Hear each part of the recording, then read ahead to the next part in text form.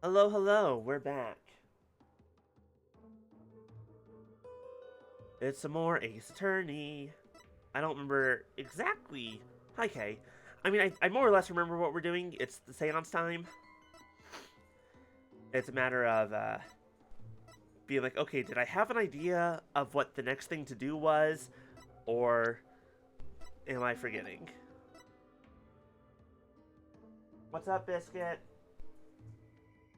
You know you can just eat straight out of the bowl, right? You don't have to, like, paw it out of the bowl and then bat it around and play with it and then eat it. He's fine. Okay. The victim commenced the purification rite by bowing to the lanterns and reading a sutra. Let's just go back to the beginning and we'll start watching. Okay. Bow to the lantern. Bow to the Is that the broken lantern? I guess it is. 'Cause that one looks fine. Yeah, I guess that one's broken.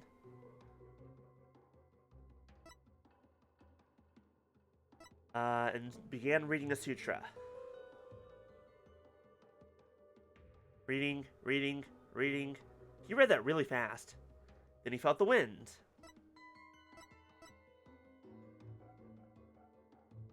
This part is still interesting. True, which is why it says he rushed the accused and tried to fight her off by the broken lantern. It was then that the victim felt an intense pain. I believe this is when he was stabbed. Oh, wait, hold on. That's something I didn't notice before. Bells, water. Why is he hearing water when he wasn't before?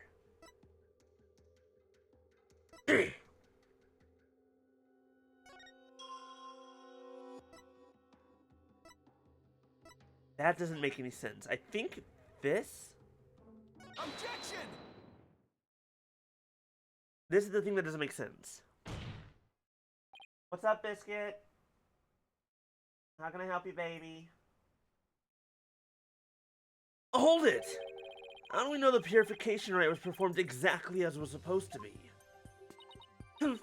That's easy. The customs governing the rite are very clear, and Abbott and me would have adhered to them. Well, that's strange. Mr. Wright, would you care to explain just what is so strange? Yes, I would ask you to consider the sound of the victim's footsteps. Victim's footsteps? The sound of bells changes to the sound of water at one point. What's this? It's simple. The victim must have stepped in some water. Oh. Yes, and the only source of water in the inner sanctum is the spring. And therein lies the contradiction. What contradiction? I believe the rite started out as it should have. The victim stood with his back to the spring, and the accused stood right in front of him. But we now know that the victim then moved into the spring. Port concur! That is absurd! Do you think? My immediate thought then is that while he was reading the sutra, he full on turned around. He was not facing the same direction he was but when he started. This means the accused's location differs from what her benevolence's insight didn't indicate. Where do you propose the accused stood once she donned Lady Kira's robes? No, Biscuit, don't play with that. You can sit down right there. Right here. If you stay right there. Well, does that work? Let me see. Nope, you're just barely out of frame there, buddy. A little bit more back. A little bit more back. And stop playing with the wire. Based on the sound of the victim's footsteps, I believe Maya was standing here. Take that! Do you really believe the accused was standing there? Not when you say it that way. Here, Biscuit, hey. Okay, I should have gone a little further. Hold on. Biscuit. Now, here.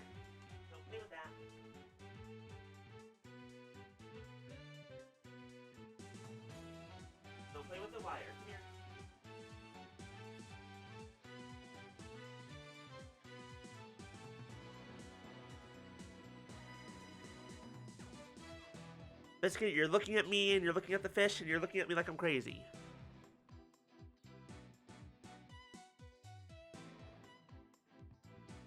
Oh, joy, now he's playing with both of them. Hold on.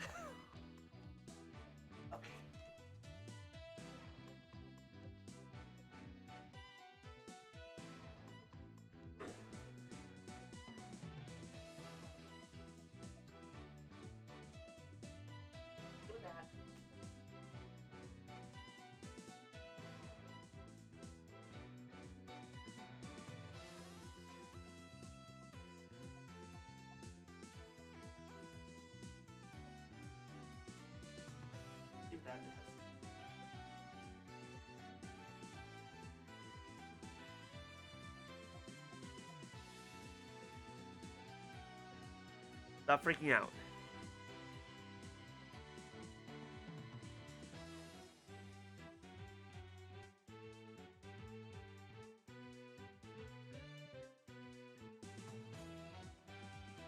Alright, I'll just keep an eye on him for now. Keep making sloppy statements and you'll have your tongue. Please, anything with the chop chop biscuit. Biscuit, no! Stop messing with the camera. Please.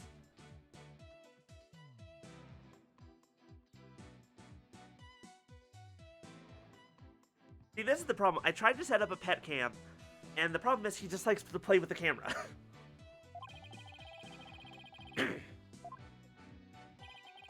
Which, honestly, is not even remotely a surprise. Take that! Here's the thing, but yeah, until this moment, we've all just assumed that Abbott and me and Miss A were standing where they were supposed to be, as shown as this right guide. In short, victim should have been standing with his back to the spring and the accused in front. However, if that is how they were really standing, he couldn't have stepped into the spring as he approached her. The problem is the victim did step into the biscuit. Careful. This can only mean that Miss Faye had actually been standing in the water.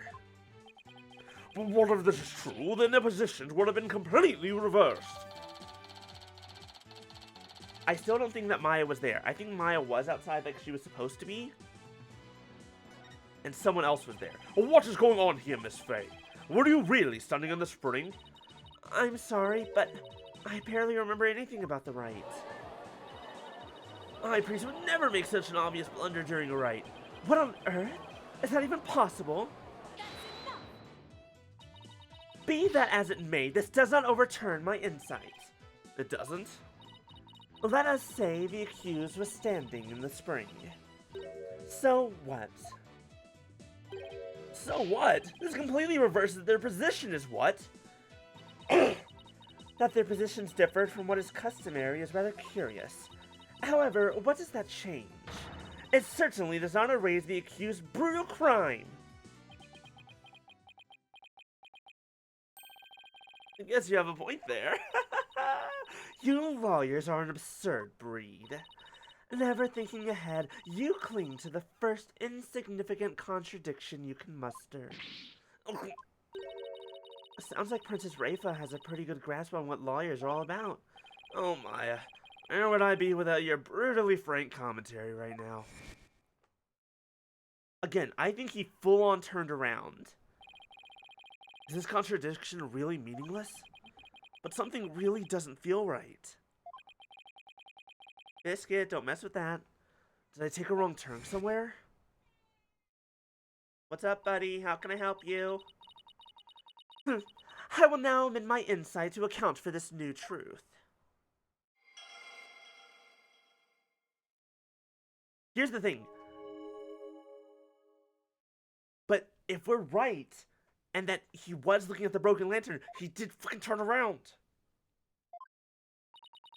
Now the contradiction is no more. But the truth of the matter still stands, no matter how stubbornly you deny it. What do you have to say for yourself now, Mr. Wright? Nick?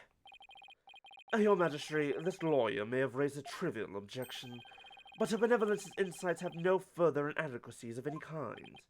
Yes, so it would seem. Wait a second, but there is another contradiction. Meow, what's up, buddy? What you meowing about? Still you flounder about, a wretched beast. Though you rack that putrid brain of yours, nothing worthwhile will come of it. Maya, please tell me you remember something that might help us out here. Sorry, I really don't remember a thing. But now that the place I was standing in has changed, who knows? That alone may cause a new discrepancy with Princess Rafa's insights. That's right. We now know that Maya was standing in the spring. A major change like that could very well produce a contradiction. I should take another look at the inner sanctum diagram into the court record and confirm where Maya and Abbot Enemy were standing.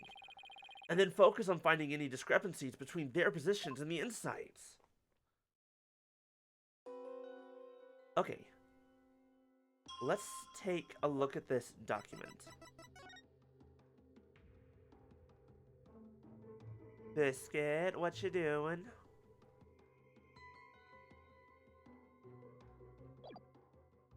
Okay. Bow. Okay, is that not the broken one? Is it the broken one? I really can't tell.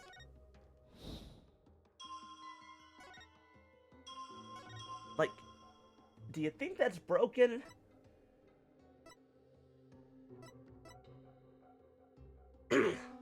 What's up, Biscuit? Oh, wait a second. Hold on. I just thought of something. Okay, presumably, in my mind, this is where he's turning around. Biscuit, get down from there. Buddy. No, do not be on top of that. Stay right there.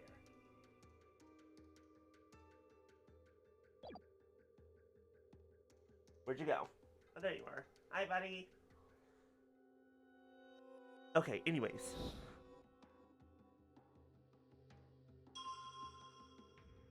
Oh, darn it, Wait, hold on. My question is, what is this? This is a sound? Sound of wind.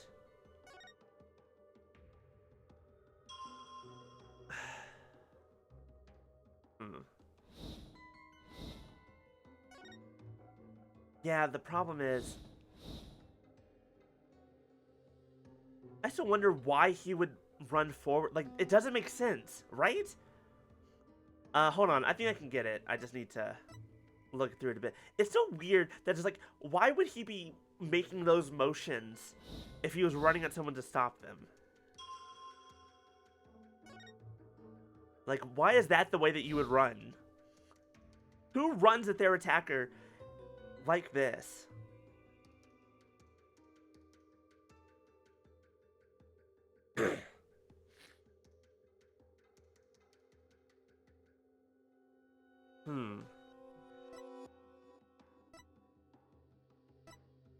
Okay.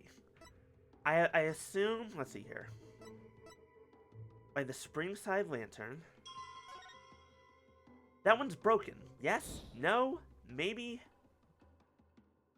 Ah, it's so hard to tell. Biscuit, what are you doing? Biscuit, how did you get... Biscuit, baby, I love you. Why do you keep doing this to me?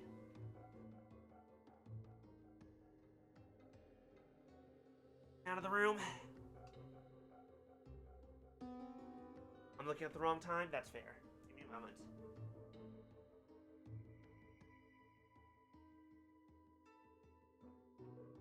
No.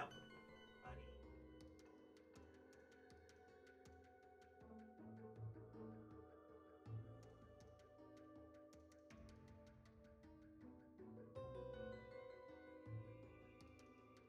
Ow.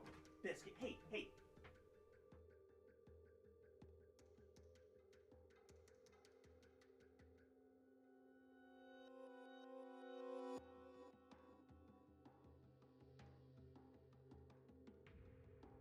Biscuit, come here.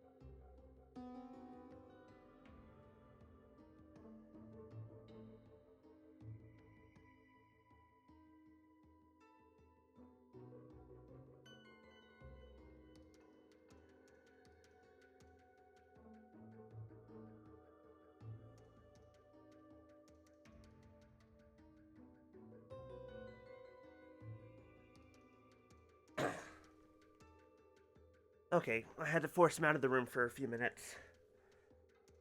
Keeps getting into places he's not supposed to be. Okay.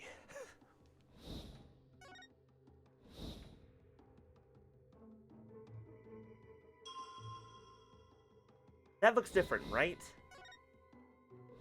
Am I crazy?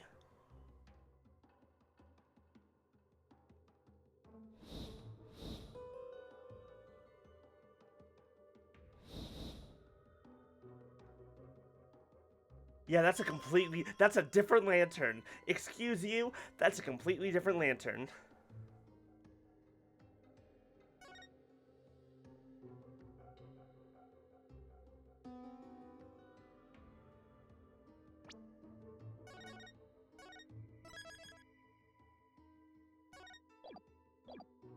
I think it's this. Objection!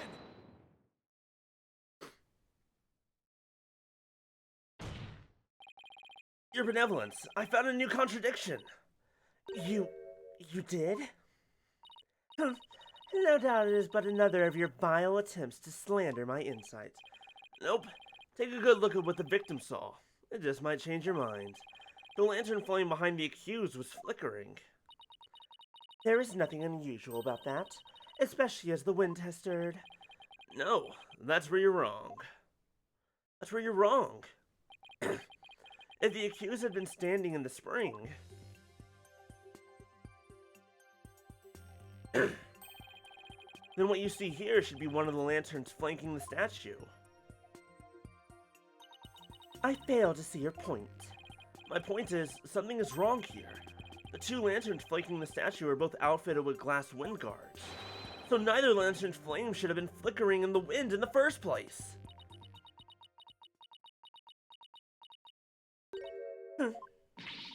She seems pretty tickled, Nick.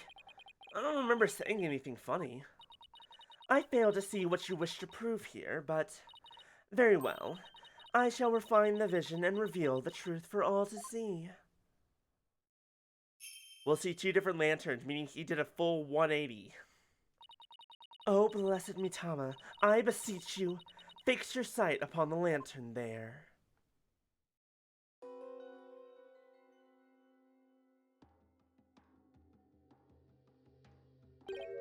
Huh? That lantern doesn't have a wind guard on it. And rightly so. For the wind guard was removed to reveal the sacred flame within for the rite of fire. Therefore, there is nothing odd about the flame flickering. Say what? When we searched the crime scene, those lanterns had their wind guards on. Oh, that's because the police put them back on. The sacred flames have burned uninterrupted for hundreds of years, Defense. We cannot risk them being extinguished even during an investigation. But that would never fly back home. Well, Barbed Head, are you done quibbling? If so, then it is time to bow down before this testimony of the Mitama. Nick, don't worry, Maya. I'm just getting started. Alright, let's go everything we know so far. Maya was wearing Lady Kira's robes and standing in the spring.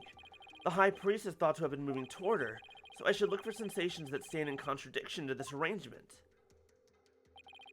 I won't give up. I'm going to find a contradiction that will undermine the accusation against Maya.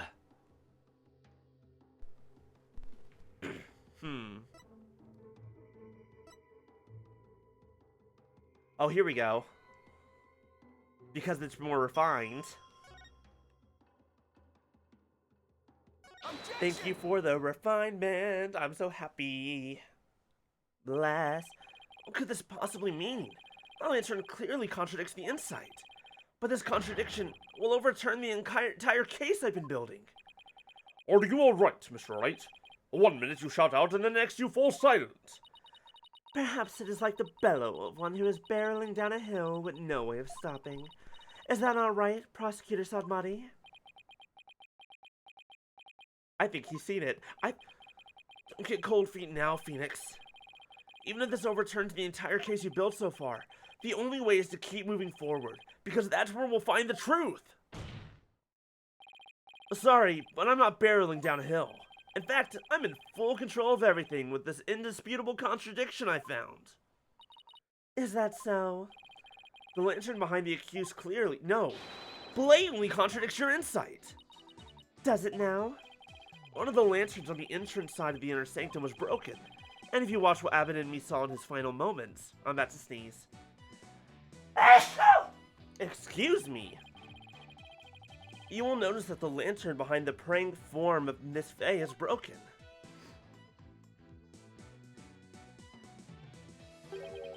The lantern behind Lady Kira, however, is still intact. In short, we're seeing two different lanterns in the seance vision. How could this be? And even if it were so, how would that contradict my insights?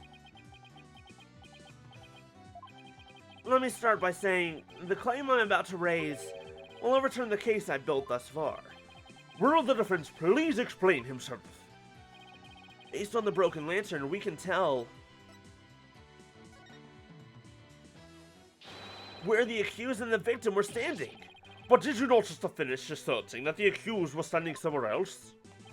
I did, and I built my argument on that faulty premise. Because I'm not afraid to admit when I'm wrong! But thankfully, it led us here. To the actual spot where Maya Fey was standing. Again, it's okay to admit that you were wrong about something when you have new information.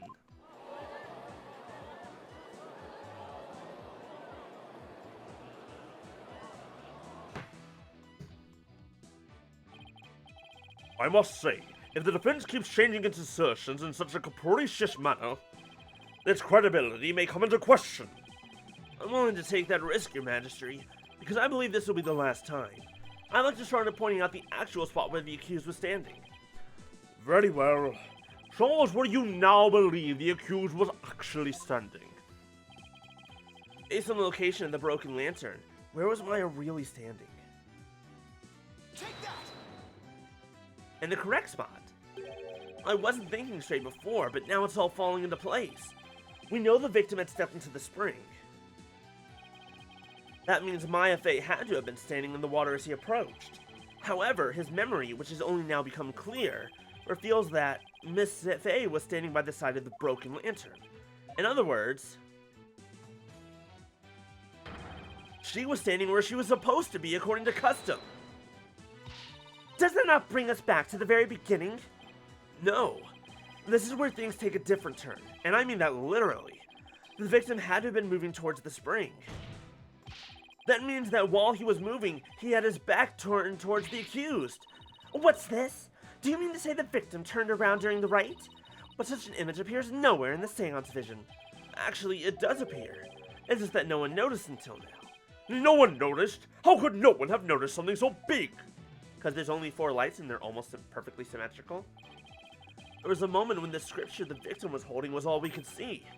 Thanks to that, none of us could tell that he was in fact turning around in that moment.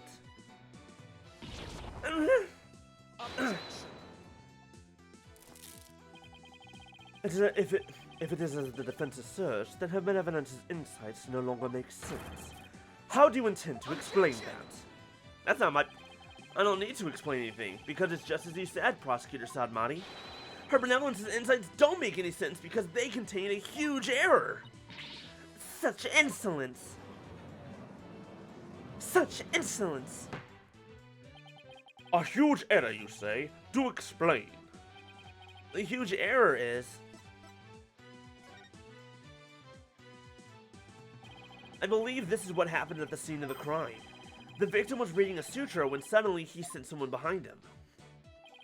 He immediately looked back to see someone dressed as Lady Kira standing there. Wishing to see who it was, he approached the robed figure. That's when he was stabbed! This cannot be! This cannot be! Oh, but it can, and it is! The insight saying the accused stabbed the victim is wrong! And that is the real truth lying behind this testimony of the dead! Oh! Oh!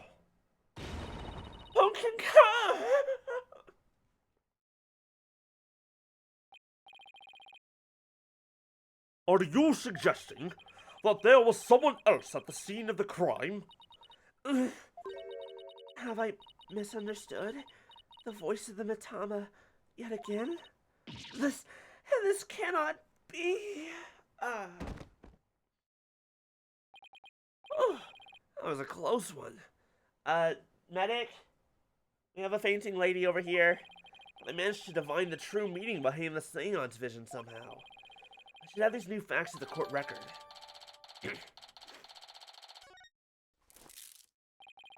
Your Benevolence, please allow me to take it from here. I will overturn the brash accusations of this faithless, putrid-minded lawyer. Yes, I shall place my trust in you.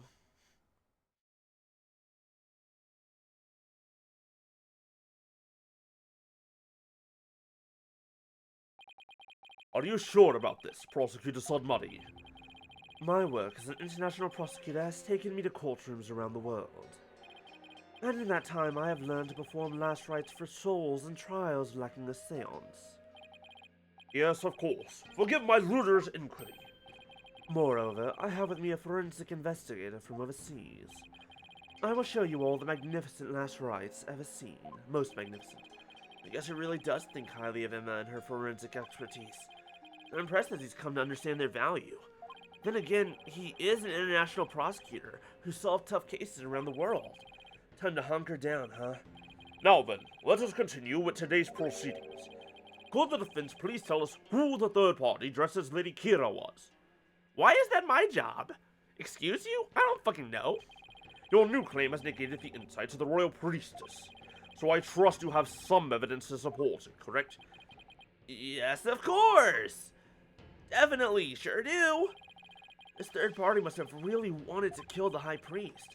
I might be able to identify who it was if I had evidence of their murderous intent. Well, we're waiting, Mr. Wright. The evidence that can reveal the identity of the third party is this. This one? Yes. Take that! 3 days before the purification rite, the victim received a warning letter from an unidentified individual. He did?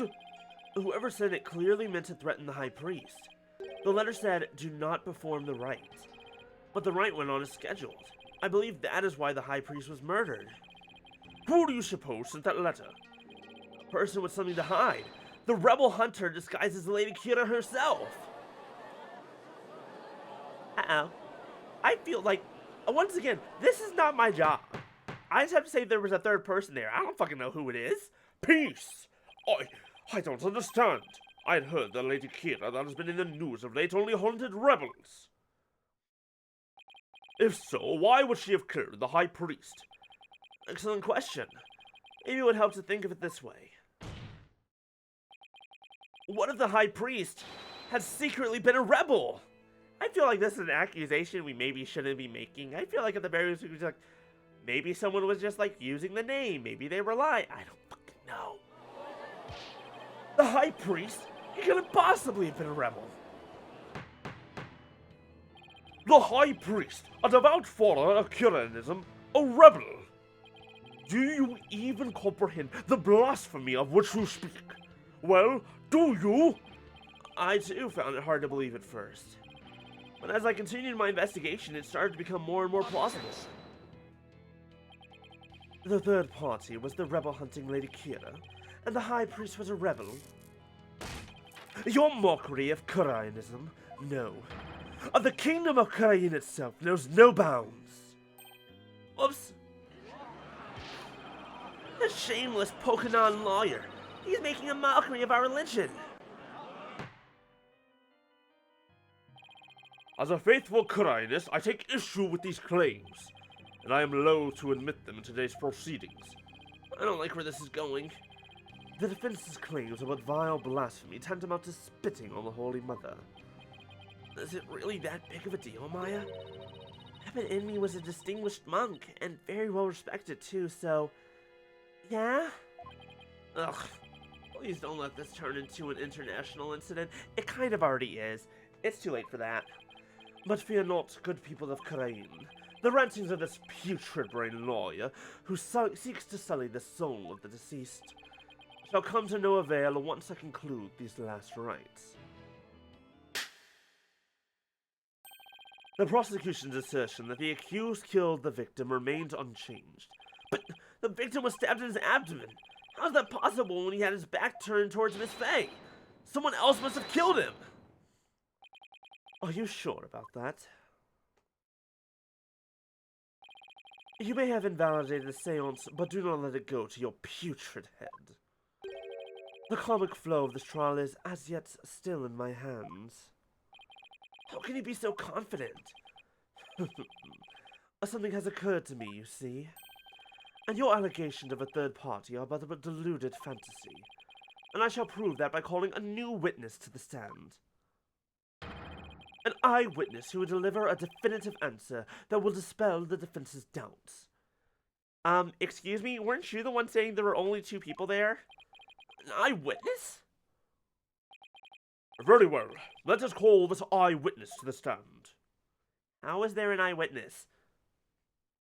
Oh my god, you're kidding me. Yo, what up, my dude? Good to see you again. It's him again. Well now, he has to be the shaggiest witness I have ever laid eyes upon. Ooh, ooh. Hello, Maya. Thank you for the posture check and the hydrate.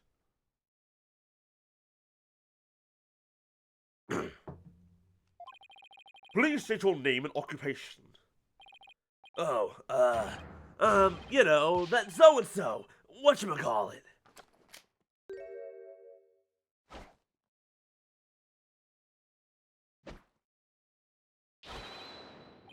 Unknown illness TBD. At least that's what they've been calling me. TBD, as in to be determined. Can't you just tell us your real name? The witness has suffered a blow to the head, rendering him amnesiac. Therefore, I named him Anonymous TBD in my report, but he thinks TBD is part of his name. Objection! You're letting an amnesiac testify? I have no fear. I have already questioned him at length. While it is true he has utterly forgotten his name and past, his memory of what he witnessed is still very much intact. Considering the dearth of information, any new knowledge may be of help. Therefore, I will permit his testimony. Now, Mr. Emus, please tell us what you saw, Emus. Oh, anonymous. I was like, I know that it's something about anonymous. Anonymous. Anonymous. Anonymous. Anonymous. Anonymous. Anonymous. That night, I was up at the top of Mount Pony Pony, the mountain next to the inner sanctum. I hate crowds, so I climbed up there to pray in peace. I know it's a no-no, but since there was no one around, I used my binoculars to spy on the right at the inner sanctum. Excuse you? Not possible. Not even remotely possible. I'm sorry to tell you that that's immediately wrong. That's when I saw the accused stab the high priest with a dagger! Look at his tongue. What are you doing with your tongue? There's no way you saw Miss Faye stab the victim with the dagger. I swear, I don't know what he's talking about. Or don't remember at any rate. Mount Pony Pony, the beautiful mountain that is also known as the Little Sanctum. They must be talking about that smaller mountain from the poster. Mr. Emus, I was wondering... What can I do you for? The inner sanctum lies at a high elevation where clouds and fog can obscure the view. Are you sure you're able to see what happened from the mountaintop next to it? Good point. His Majesty raises an excellent question. Well, Mr. Emus? On the day of the rite, there wasn't a cloud in the sky. I had a perfect view. If you don't believe me, check the weather forecast in the paper that day. Nick, don't we have the newspaper for that day? Yeah, let's take a look. It does say calm, clear skies, doesn't it? See? Told you so!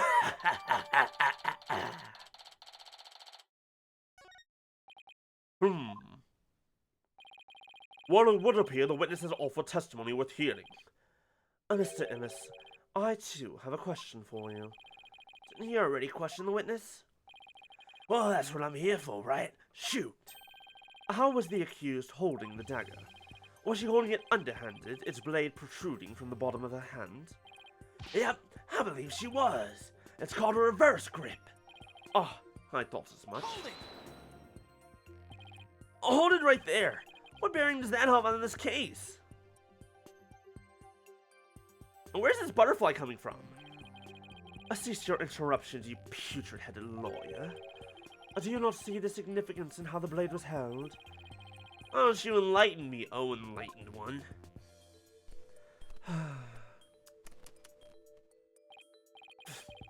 I knew you were a fool. I can already picture you in your next life. Next life? Yes, after your soul rises for centuries in the pit of hell. You shall be reborn as a witless sea urchin with barbs limited to your posterior. You shall live a short, inconsequential life, only to be brutally devoured by a sea otter. That was a bit excessive. I simply asked what the dagger grip had to do with the case. This has got to be probably the rudest, most fuck you prosecutor I think we've ever had in Ace Attorney. And we've had some pretty bad prosecutors before. With such information, we can infer exactly what action she took. You were saying that the victim was killed while he had his back to the accused. Is that correct? Yes? As such, the accused dagger grip tells us something very important. The accused approached the victim from behind, swung her arms around him, and plunged the dagger deep into his abdomen using a reversed grip. What? Thus, Mr. Innes's testimony clears up any doubts that might remain. Ho ho ho ho! And it coincides with her benevolence's insight as well. It's a disaster. I thought I'd blown those insights out of the water, but now they're back to haunt me. Now then, the defense may cross-examine the witness. Hi, you're 12 meters too short. And then some. Okay, that night I was up at the top of blah blah blah blah blah, yes. I hate crowds, yes. I know it's a no-no since there's no one around. I use my binoculars to spy on the right. Here's the thing. Fucking how? Unless you can secretly transform into a giant. Fucking how? Objection! What do you mean is something? What are you talking about? I call bullshit. That wasn't rash. I'm helping my case in the judge's eyes, both literally and figuratively.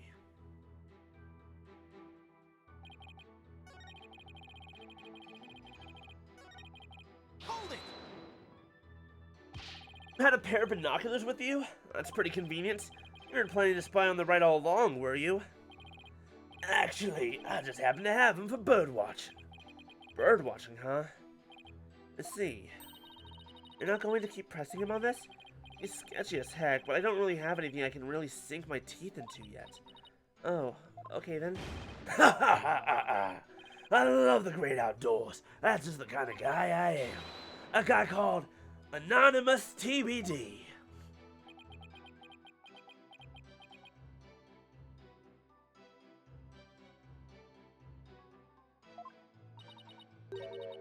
He's really starting to get on my nerves. As I looked through my binoculars, I couldn't believe what was unfolding before me. I'm annoyed that didn't work. I feel like that should have worked, right? Because it very clearly says 2,298 meters and 2,310 meters. You shouldn't have been able to see inside. Fuck you.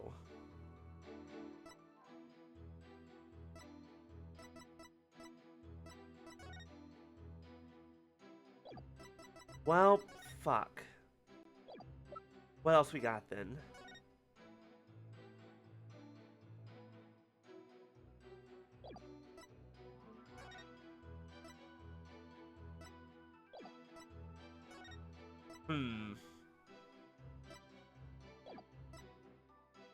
Letter refined.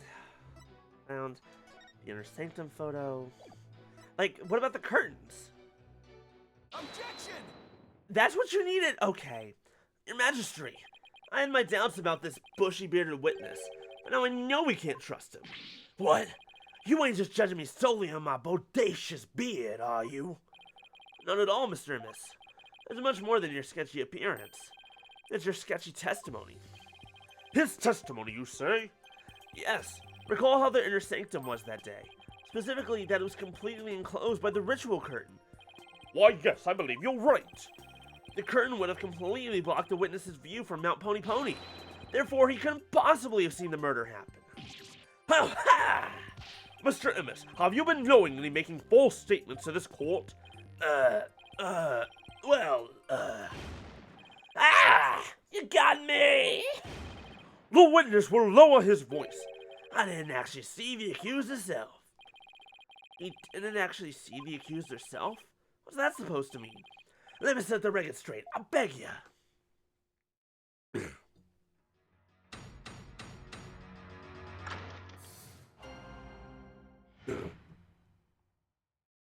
Amended. I saw the shadowy silhouettes projected against the ritual curtain.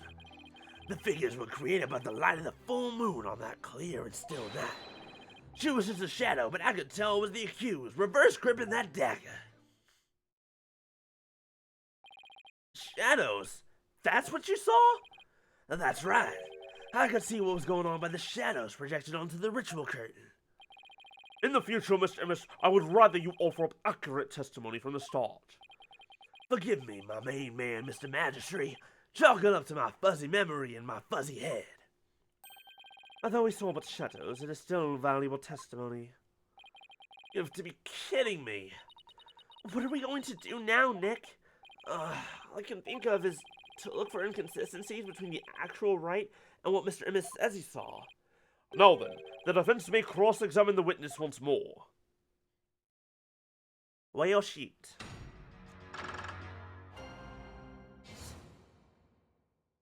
The night of the murder, amended. Shadowy silhouettes projected against the ritual curtain. Is that possible? I guess I can't technically disprove it. I guess that also explains the height issue.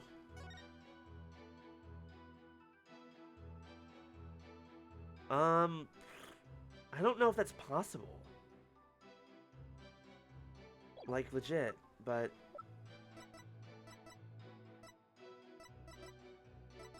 I don't know if I necessarily have evidence of that.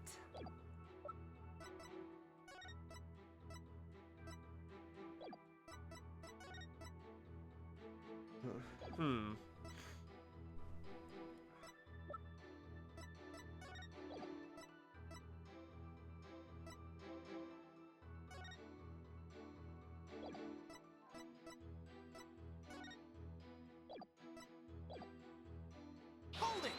Let's just press him and see what we can get. So what you saw were simply shadows? That's right. Those shadow figures on that bright white curtain. They show through plain as day. I could see everything that happened. Miss Faye and Abbott and me were at the top of a mountain late at night. The only light up there was coming from 4 small lanterns. How could the shadows have been projected that clearly onto the curtain? No wonder people harp on you lawyers. You're always so dang skeptical. The lanterns were the only sources of light, you know? The figures were created by the light of the full moon. Hold it! You claim to have seen shadowy figures that were projected onto the ritual curtain, but did you actually see them, Mr. Immis? Of course I did! The bright moonlight projected them onto that curtain, clear as day. It was like watching a scene out of a horror movie from a front row seat on Mount Pony Pony. I guess the moon does shine a bit brighter when you're way up there. Maya, do you recall how bright the moon was that night? I remember there weren't any clouds, and that the moon was definitely out. But I don't remember if it could cast any shadows. Okay, thanks. We can't deny that the moon was really bright, which means it's possible that it was bright enough to cause shadows to appear. Except, based on the time and the positioning of the mountains, Ha ha ha ha. Shouldn't the moon have been on the west side? I remember it just like it happened.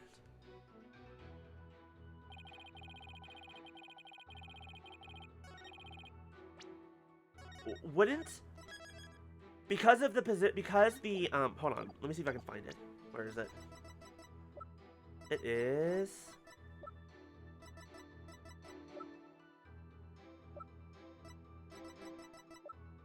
where was it?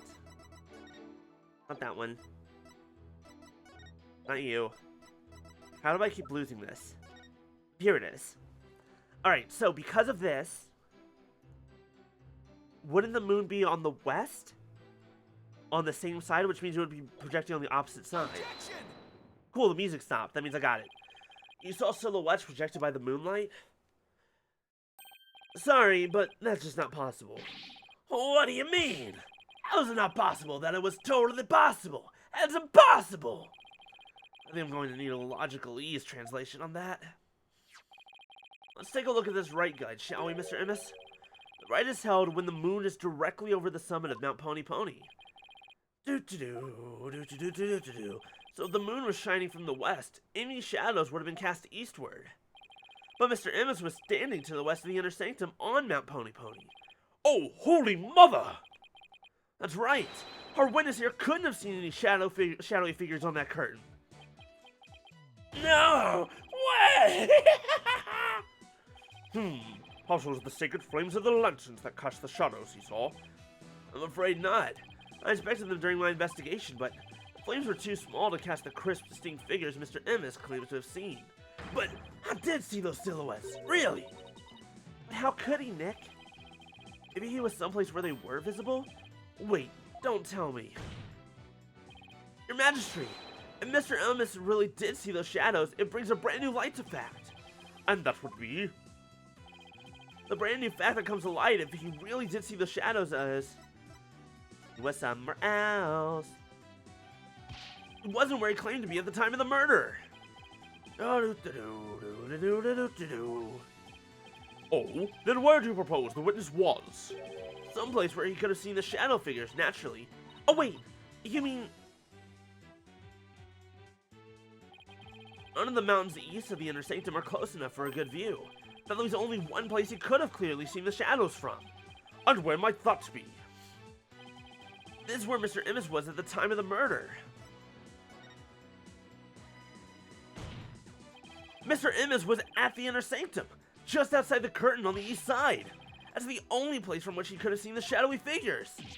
Hoo-ha! Really? Wow, I didn't even think of that. But wasn't the inner sanctum off limits to all but the victim and the accused? And the third party who was there, you mean? I get the feeling that's a subject Prosecutor Sadmani would rather not touch right now. Oh, you mean... That's right. This witness was at the scene of the crime, which means he is the mysterious third party we saw during the divination seance. Hoo-ha! Isn't that hoorah? Hoorah! Anyways, he could be the one who dressed as Lady Kira and killed the High Priest. Oh yeah! What? Objection! Objection! No one but the two participants were allowed anywhere near the inner sanctum, and the only way up there are stairs that start down at the Plaza of Devotion. So tell me, how do you propose the witness enter the sacred space? Oh, he must have... I hadn't thought that far ahead, but like, does it really fucking matter when we kind of already have evidence? Hoo-ha is more of an affirmation. Okay. The sanctum has sheer cliffs on 3 sides and a steep towering rock face on the other. No one could have made it there by climbing the faces of those cliffs. His Majesty speaks true. To say Mr. Immis was at such an inaccessible location is but a bid to tarnish his credibility. Then how do you explain the discrepancy and the contradiction? Is that not right? Right. I wasn't at the inner sanctum. No sir, no how. At least, I'm pretty sure I wasn't. Then what about those silhouettes you claim to have seen? I'm starting to think I've been imagining things. What? This is insane! That means your entire testimony is pointless.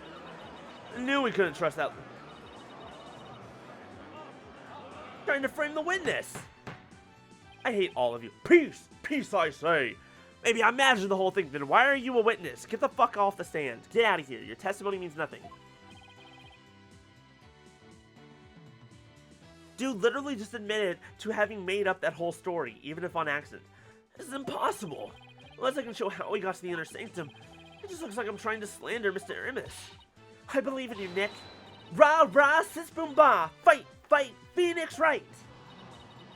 Look at the accused. Has she no shame? What's your problem, Lily? Phoenix Wright is very trustworthy, I'll have you know.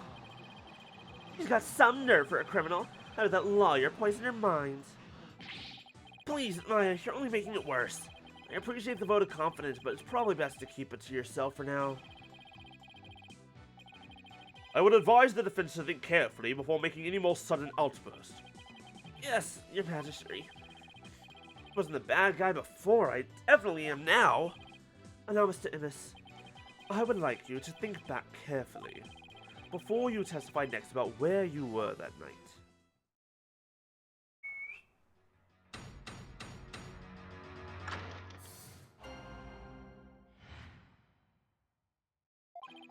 I was never at the Inner Sanctum, I tell you. That much I'm sure of, even with the fuzzy memory. Besides, it would have been impossible to get there in the first place. Boy, you lawyers sure are scary. Are we just ignoring the fact that your whole testimony is now pointless? I guess it might have been impossible for him to get to the Inner Sanctum like he claims, but... Now will you desist in trying to frame this innocent witness? Yeah, I'd like to see you explain how he got up there. Mr. Wright, it is not time to end these cross-examinations. I hate these people. I hate every single one of them. A moment of desperation leads to 100 million years of torment.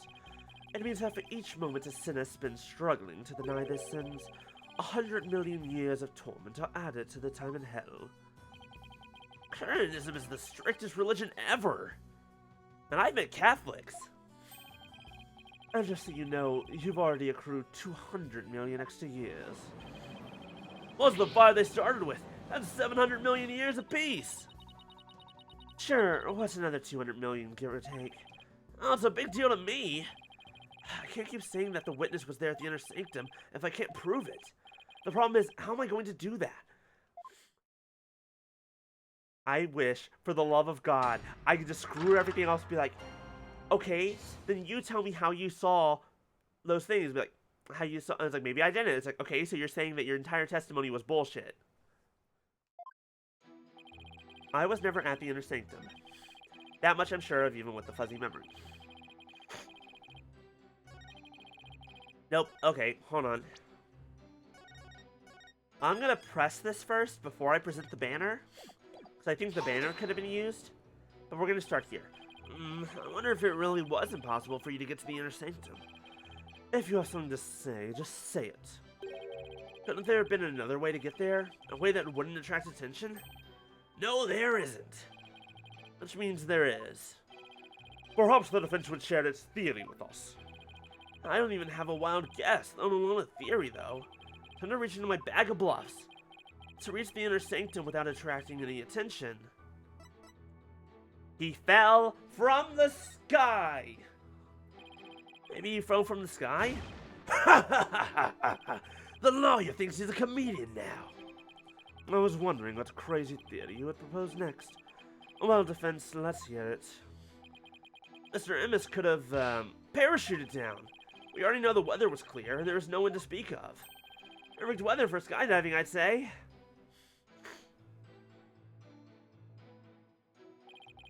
And now that you have been backed into a corner, your delusions grow ever more delusional. The Inner Sanctum is on a tiny ledge upon a sheer cliff over 2,000 meters tall. A one misstep and a skydiver would soon find themselves in the twilight realm. Yeah, I don't care how still the wind was. Even I couldn't have made that jump. Wait, what's this building on top of the sacred mountain? That is Royal Penitentiary number 4. Oh right, Princess Rafa mentioned there was a prison up there. How do you get your prisoners up there anyway? By helicopter, but only with authorization from the Minister of Justice. He is the only one who can approve flights that pass over the Inner Sanctum.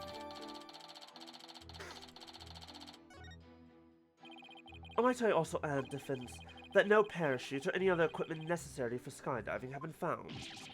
Are you saying I flew down there by flapping my arms? I may be an incredible dude, but even I'm not capable of that. Well, please add that statement to your testimony, Mr. Immis. Not like I can fly through the air, either. I don't know about that, sir. What do you make of this? Mr. Immis is right. He couldn't have skydived there without any gear. Well now, finally come around, have you? Now you see that I couldn't have possibly been there at the Inner Sanctum. Right. If you didn't have any gear, that is. What on earth are you talking about? That overreaction is a dead giveaway that I'm on the right track, and also that voice is starting to hurt. Let's not do that voice anymore.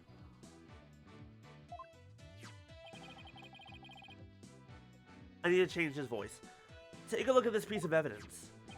Those are prayer flags, are they not? Yes, but they've been sewn together to create one big banner. A banner that can also function like a parachute. Polken Ka! The people of Karain are so used to seeing prayer flags that the police didn't even think twice about these flags during their investigation. No, this cannot be. This cannot be. The witness landed at the Inner Sanctum by using these prayer flags as a parachute. Is that not right, Mr. Immis? There's no way out. I'm surrounded. Mr. Immis? All this talk's jogged my memory. I guess I was there at the Inner Sanctum after all. Take that, peanut gallery. As I suspected, there were 3 people there that night. At the very least 3. You did it, Nick. You weren't wrong after all. Thanks. Mr. Immis, you were the one disguised as Lady Kira that night, weren't you? No way. No how. It's like this. Oh yeah. I was only there at the Inner Sanctum by accident. Biscuit, hi buddy, would you like to lay down in front of the camera? Nice little seat right here. Nope, sit right here. I mean, that works too.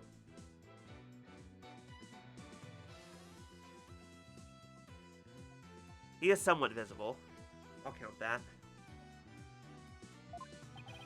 By accident? Exactly. And that thing's not a parachute. It's a homemade paraglider. A paraglider? Are you telling me you could fly using that patchwork mess of materials? It may not look like much, but it's as sturdy as can be. I rode the wind like an eagle, going higher and higher from my earthly launching point. But then something happened that forced me to land at the Inner Sanctum. So you just happened to land there? You expect me to believe that? Now, please calm yourself, Mr. Wright. However, the fact that the witness was at the Inner Sanctum is crucial testimony indeed. Hi, Biscuit. And it certainly warrants further explication. Therefore, let's continue with more testimony.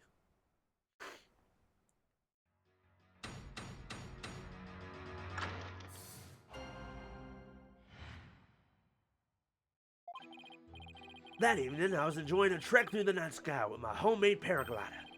But just as Mount Pony was drawing near, something terrible happened. An accident forced me to make an emergency landing at the Inner Sanctum. As I landed, I banged my head, causing me to lose my memory. So you see, I ended up at the Inner Sanctum purely by accident. Mr. Immis, you failed to mention any of this during your pre-trial questioning. It helped. I mean, I'm just remembering it now. Continue such slipshod testimony, and you will be cast into the hell of hangnails, where you shall have hangnails grown and ripped out for 800 million years. Ah! Okay, I hate that one. I hate that one more than the... Ooh, I hate that one more than the hell of tickling.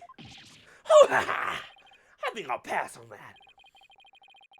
Looks like that caught Prosecutor Sadmati off guard. This is my chance to rip his case to shreds.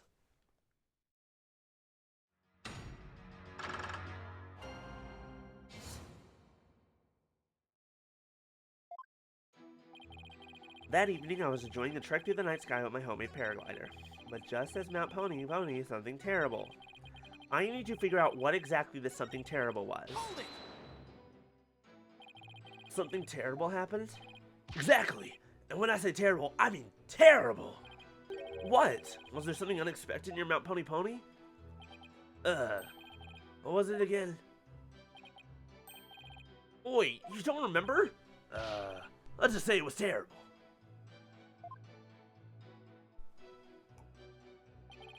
Wow.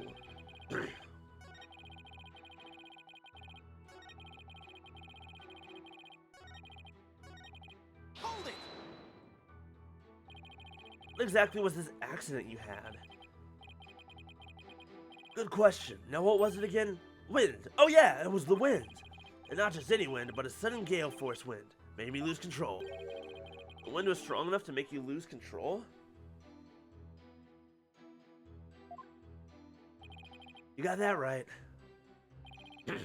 Okay, then please add that to your testimony. Gale force winds came out of nowhere, so I made an emergency landing.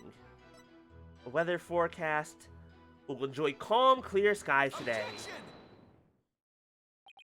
We have a saying in my country, Mr. Emmis. From one lie sprouts another. Huh? What's that supposed to mean? It means someone caught lying will lie again in an attempt to conceal their first lie. In other words, this current testimony is just a blatant lie you're telling to cover your tracks. What did you just say? You claimed gale force winds caused you to lose control. This newspaper has the weather report for the day of the murder. It says, the area around the inner sanctum will enjoy calm, clear skies today.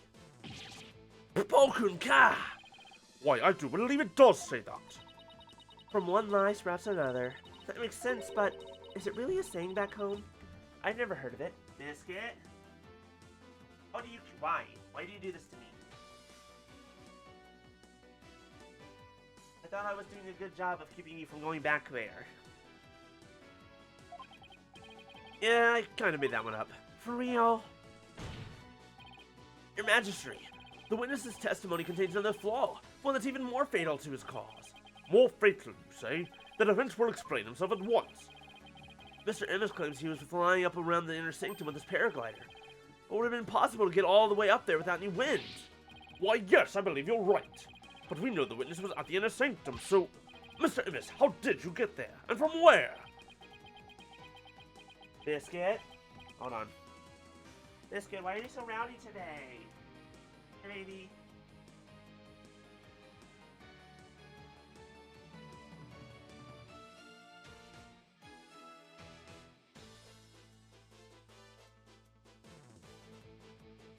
How about you just stay right here in my lap? Stay right here in my lap. No, I said stay right here in my lap. Never mind. Hi, you little troublemaker.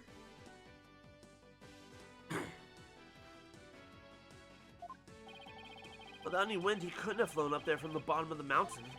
By process of elimination, the only starting point that makes any sense is... Your Majesty, I believe I have the answer to your question. To reach the inner sanctum, Mr. Emmis must have launched himself from here. Take that! Hoo-ha! Are you insane? Are you Okay, I really need to change his voice, but I'm so stuck on that. It's so gravelly. It needs to stop. Biscuit, don't bite that. Stay away from the wire. Biscuit, you are almost 6 months old. You need to stop chewing on wires. I should probably add wire covers or do something like that to my throne. That's where he came from. If he couldn't have come from below, the only other option is from above. So you see, Anon Emmis came down from Royal Penitentiary number 4. From there, he could have easily reached the inner sanctum by parachute. And that means he might have also killed the High Priest. What? Mr. Emmis, were you the third party at the inner sanctum? And the one behind the warning to halt the right that the victim received? Was it you we saw in his final memory? Are you the rebel hunter, Lady Kira? Hoo-ha!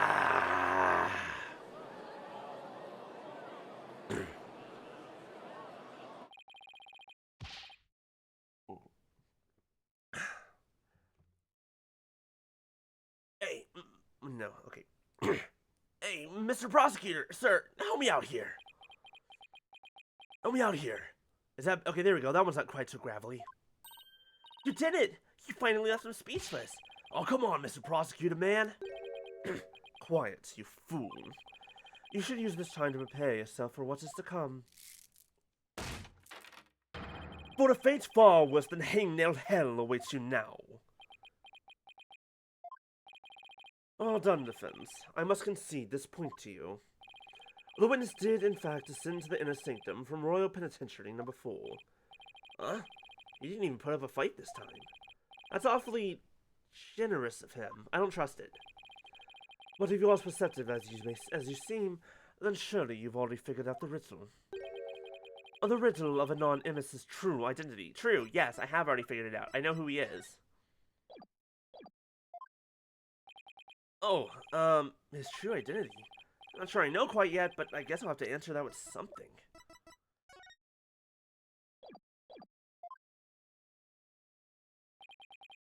It would seem I'm the only one still in the dark here. Would the defense care to enlighten me?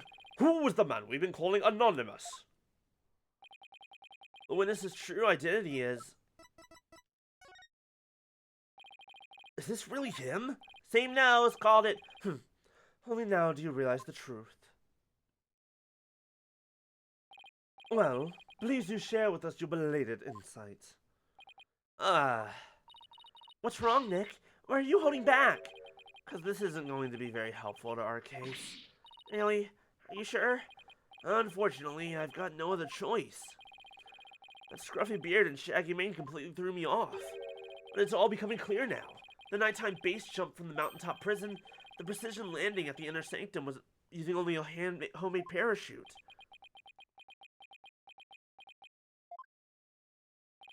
Only a paratrooper, or more precisely, a former paratrooper, could have pulled that off.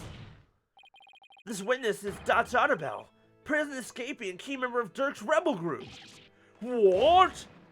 Gah! Uh-oh.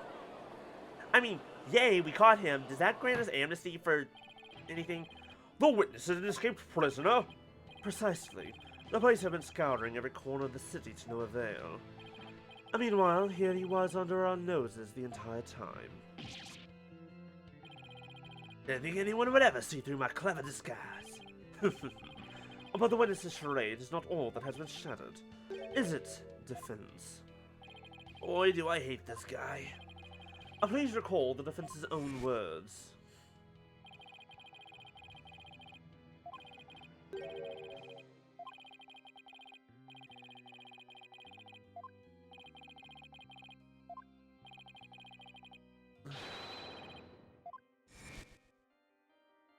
Uh-oh.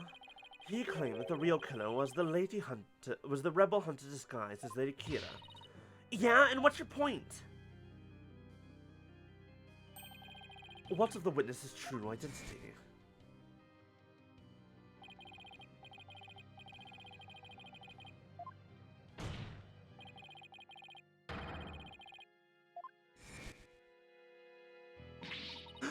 Oh no! He is a rebel and an escaped prisoner. He could not possibly have been Lady Kira, mortal enemy of the rebels. No! Maybe there was a fourth party? Maybe there was another person there? And now perhaps the witness will enlighten us to the truth. After all, he has yet to refute any of this. Hoo-ha! You got me. I'm the razor-sharp fangs of the Defiant Dragons.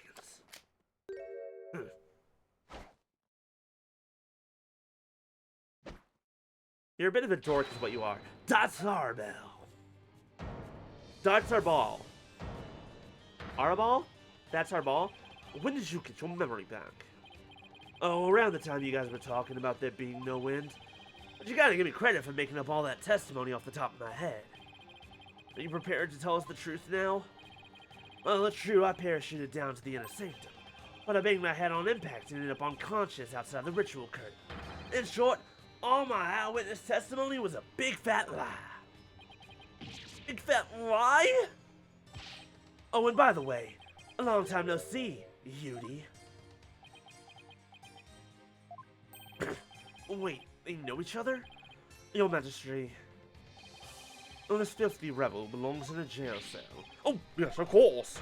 Bailiff, seize him at once. Seems you really have forgotten the will of the dragon, huh, you? He used to be a rebel? But I haven't, and no dogs of the Grand regime are gonna lay a finger on me. Alley-oop! What was the jump? Was that necessary? Was that important? Deploy all available resources. I want all units placed on high alerts. This feels more important than...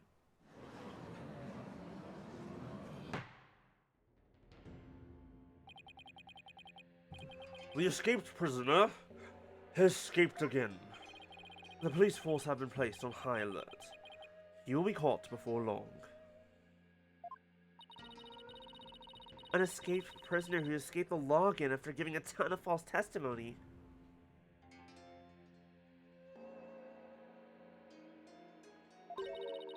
Talk about a troublemaker. He really pulled a number on all of us. What was the point of all that anyway? Well, I can't help but feel that entire episode was an enormous waste of time. Your Majesty, perhaps it was not as great of a waste as you might believe. What makes you say that, Prosecutor Sodmuddy? Dr. Arbel dropped something as he made his escape from these halls. That scrap of paper looks awfully familiar. These appear to be direct orders from Dirk. From Dirk, the rebel leader? Oh, we only have a small corner of it. Wait, I remember now. Your Majesty, I've seen that scrap of paper before. You have? The scrap of paper Dr. Arbel dropped is part of this. Take that! Hi, bye beast. Hello, hello. Oh, wait, hold on. I didn't notice, but shh. He's sleepy. Look at the sleepy baby. Shh, don't wake him up. It's okay, Biscuit. Go back to sleep. Shh. It's okay. It's okay.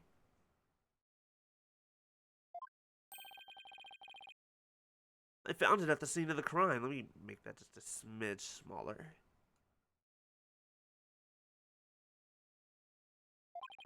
It appears to be a copy of the order that Mr. Arbel dropped. If we put the two together, we should be able to read what the order says.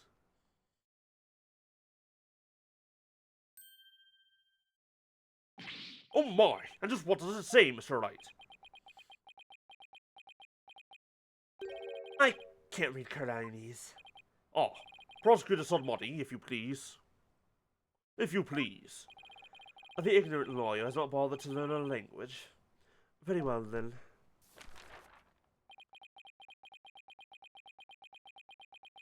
Well? I do not understand.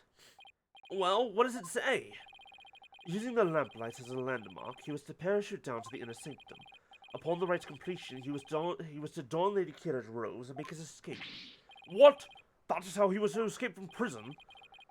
So if I were to assume Mr. Arbal was the one who killed the High Priest, then maybe it was because Abbot Enemy tried to thwart his escape plan? Oh, foul lawyer. I'm afraid that is simply ludicrous. You don't know what I was saying. I was thinking in my head. Huh? But I didn't say anything. Did you just read my mind?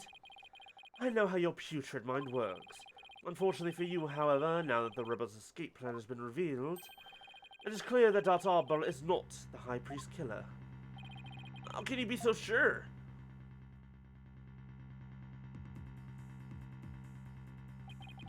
If only you would use that putrid brain of yours every once in a while. Dr. Arbel's plan could not have worked without the help of a certain individual. What do you mean? I am speaking of Abbot Enemy, of course.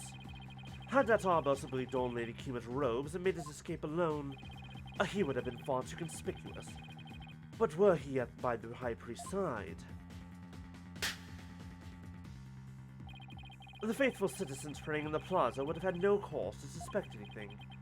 It is therefore unthinkable that Dr. Arbel was the High Priest's killer. I'm sorry, are you proving that the High Priest in me is a rebel? You know, that thing that I claimed earlier and everyone said was super blasphemous?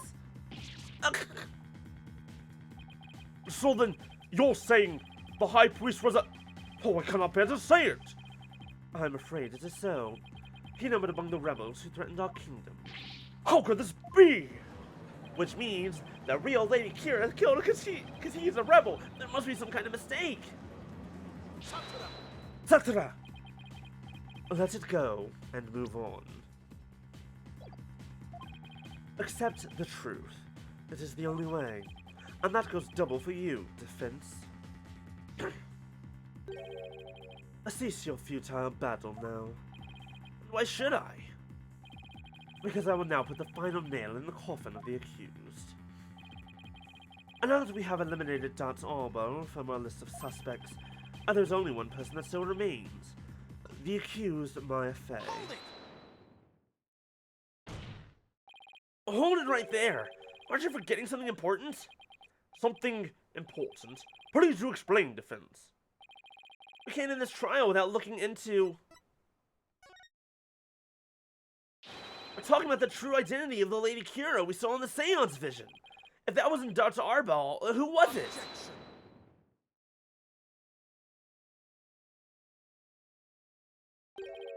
That matter has already been resolved. It has? What's he talking about? As I have maintained from the start. There was no third party in the Seance vision. But there was another Lady Kira there besides Maya Fey. We all saw her. Satara. Satara. What the? I can't do my finger point.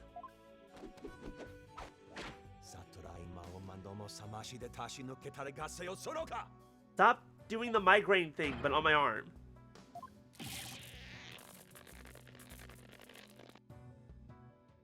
RCU Journey of the West reference. It is time to let it go and move on. Your fate has already been sealed, much like your arm. This hardly seems fair. It is quite simple once you consider where the victim and the accused were at the time. If the victim was near the spring with his back to the accused, what would he see ahead? Besides the water itself, there is nothing but the Warbard statue. Precisely. The Lady Kira we saw in the seance is the Warbard statue draped in her sacred robes. No way! The accused wanted to force Lady Kira to appear in the seance vision. Before she came from behind and stabbed the victim with the dagger in a reverse grip. But why would the accused want to do something like create a false Lady Kira? To show it to the victim as he was being slain. And what reason would the accused have to fool the victim she was about to kill? It was not the victim she was trying to fool. It was this very court itself. Come again? Suspicion would not fall on the accused if it looked as if another Lady Kira was there. And the defense was foolish enough to fall for it and claim it was a third party in disguise. Oh, are you saying? I am. It was all a cleverly wicked scheme perpetrated by the accused. A scheme in which she sought to use the seance vision to mislead us.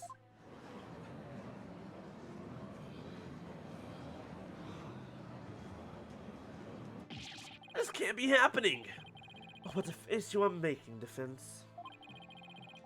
I am surprised you are taking this so hard. After all, did I not clearly state a while back that you were chasing after naught but a deluded fantasy? You fucking bitch.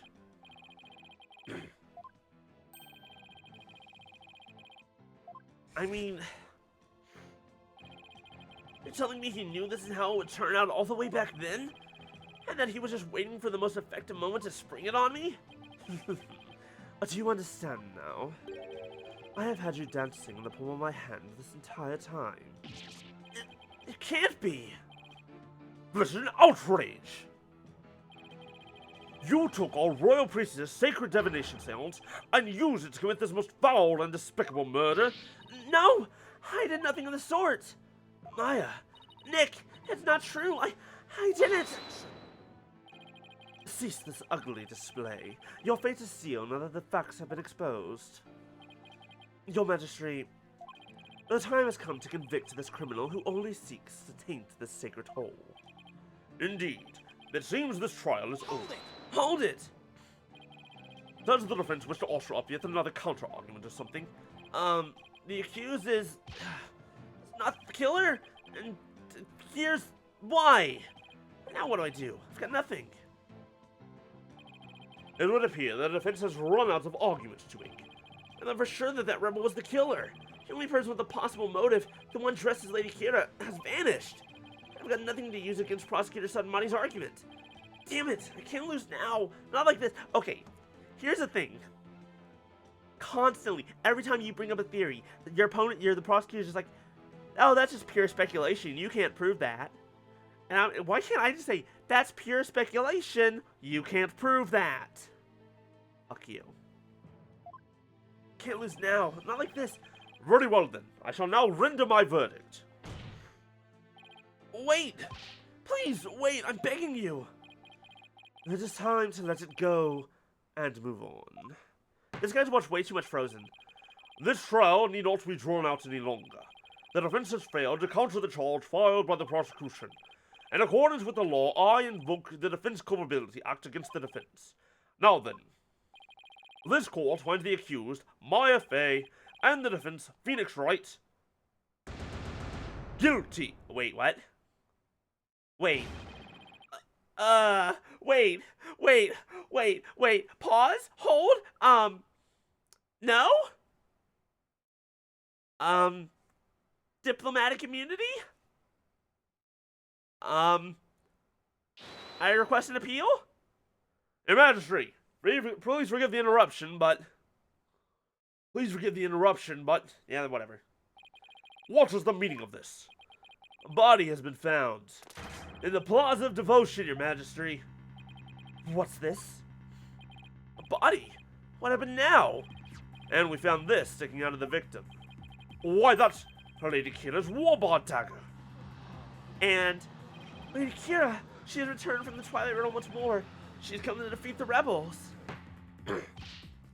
Peace! Well, it would seem the dagger that was once lost has now been found. I have one more thing to report, Prosecutor Sanmari. Yes. This is at least the third or fourth time. This dagger.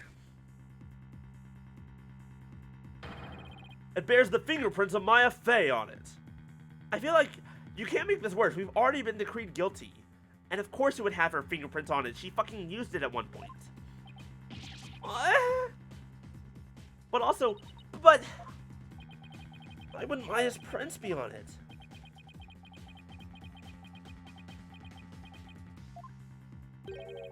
I cannot believe it, yet it must be true.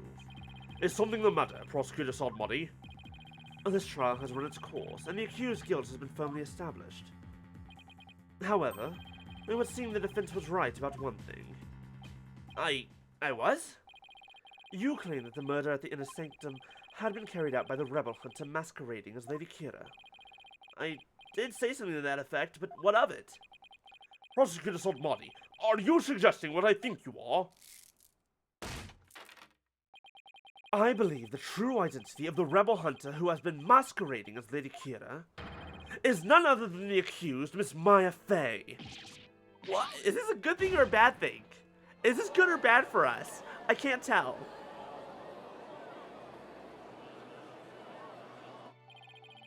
I realize how shocking this must seem. Looking back, however, I now realize there was much that pointed to this fact. The rebel hunting Lady Kira was first sighted about 2 years ago, and the accused first came to our kingdom 2 years ago as well. Why, the timing matches up perfectly! But there is more. That warning letter was found in the High Priest's bedroom 3 days before the rite. Despite his house being locked up tight that night. How does that prove anything? It is difficult to believe an intruder could have found a way to enter such a secure house. However, the accused was known to come and go freely there, merely to prepare for the purification rite. Habit Enemy was an important figure with a ton of duties, blah blah blah. He was really kind, even to a foreigner like me. He even invited me over to his house, blah blah.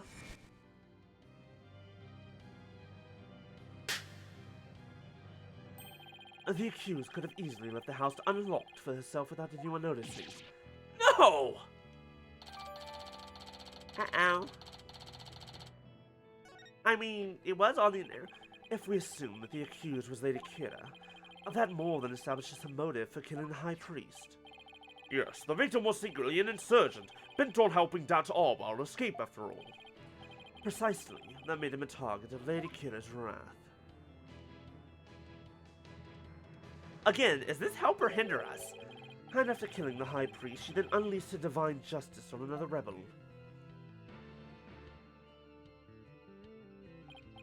So it seems the scope of this case has expanded. We now have 2 murders perpetrated by Miss Maya Fey, masquerading as Lady Kira. Again, is this good or bad for us? Because the general public loves the Rebel Hunter. If Miss Fey is indeed a serial killer, it would affect the severity of her punishment. In light of this, I believe the second murder must be investigated before we can proceed. As you wish, Your Majesty. Maya Fey, I hereby charge you with this second murder. May your defiled soul feel the weight of your sins. A new murder charge on top of the guilty verdict? It seems the defense will live to see one more day. Talk about hanging on by a thread. Come tomorrow, a far more terrible punishment awaits you. I hereby suspend these proceedings so that the second murder may be investigated. Until the conclusion of this new investigation, this court is adjourned.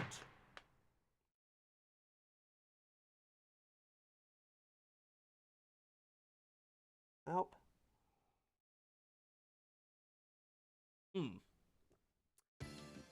Interesting. Very, very interesting. That happened. Well, Shiza.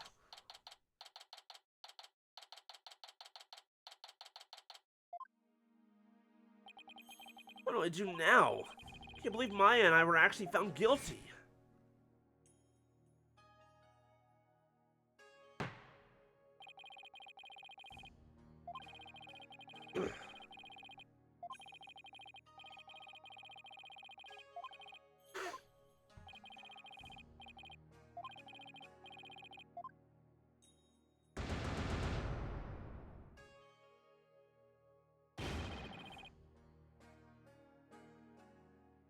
Oh boy. The problem is, the question is, when did this person die? Wasn't Maya in jail the past 2 days? Mr. Wright! Albie! I saw the whole trial. What's going to happen to Miss Maya now? I'm worried about that too. But right now...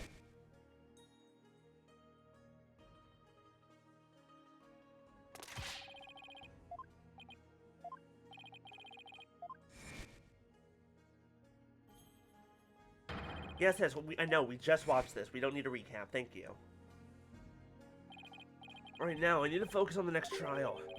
The murder of Acolyte Zealot, right? Zealot. At least the jury is still out on that one, so to speak. The 2 murders are most likely connected. If I can get to the bottom of Acolyte Zealot's murder, it might give me the ammunition I need to overturn Maya's guilty verdict. Let me help you investigate. I want to assist you any way I can. I appreciate it, Albie, but we're talking about a murder. Yeah, but it's going to be hard for a foreigner to investigate this on his own. Well, you have a point there. I wish I knew what to do. Rafa? Isn't that your benevolence? Princess Rafa? Huh? Oh, it is you again. The dead lawyer walking, guilty of abetting a murderer using under the Defense Culpability Act. I see she hasn't lost any of her charm. Why the long face? I thought you'd be glad I was found guilty under the DC Act. I am in no mood to take joy in your suffering. For I was unable to defeat you, and had to leave the job to others. I failed in my sacred duty as the Royal Priestess. Guess that answers my question.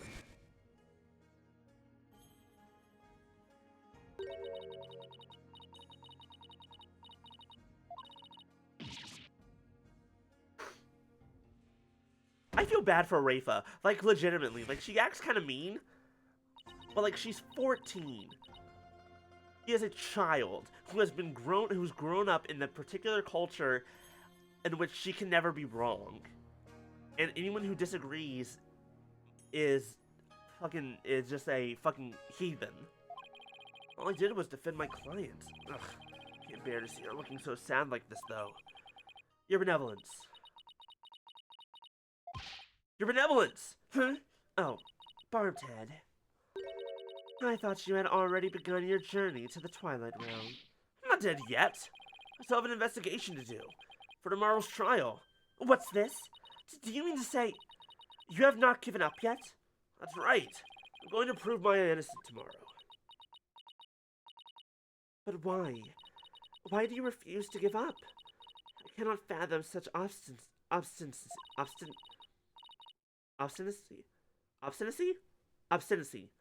Such obstinacy. Someone ruined Scrabble today. Investigate all you want. I care not. You really don't mind? Aren't you worried that a lawyer backed into a corner by the DC Act might do something desperate, like forge evidence? Oh, what's this?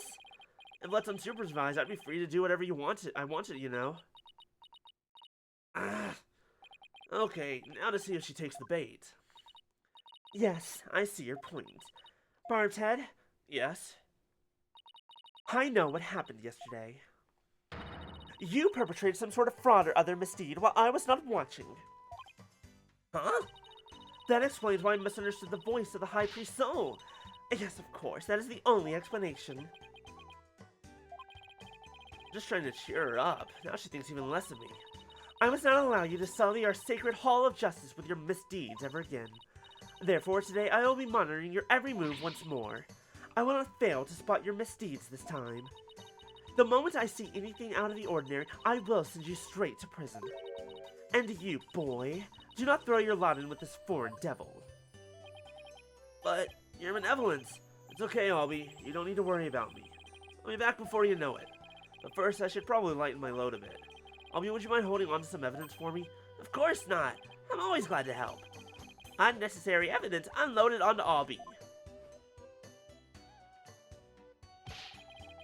May the Holy Mother's blessings be upon you. Now then, the scene of the crime is the logical place to start. If I recall correctly, the body was found in the Plaza of Devotion. How long do you think he was dead? Does anyone else find it interesting that Phoenix just keeps accidentally collecting kids? I adopt you, I adopt you, I adopt you. Everyone's getting adopted. You already have parents? Too bad, I'm adopting you anyways. Looks like the police already finished their investigation. To think someone would be killed here. A place devoted to prayer. How long do you think he's been dead? A body outline and flowers? Did someone leave them here in memory of the deceased? Huh? And there's something different about the prayer flags today.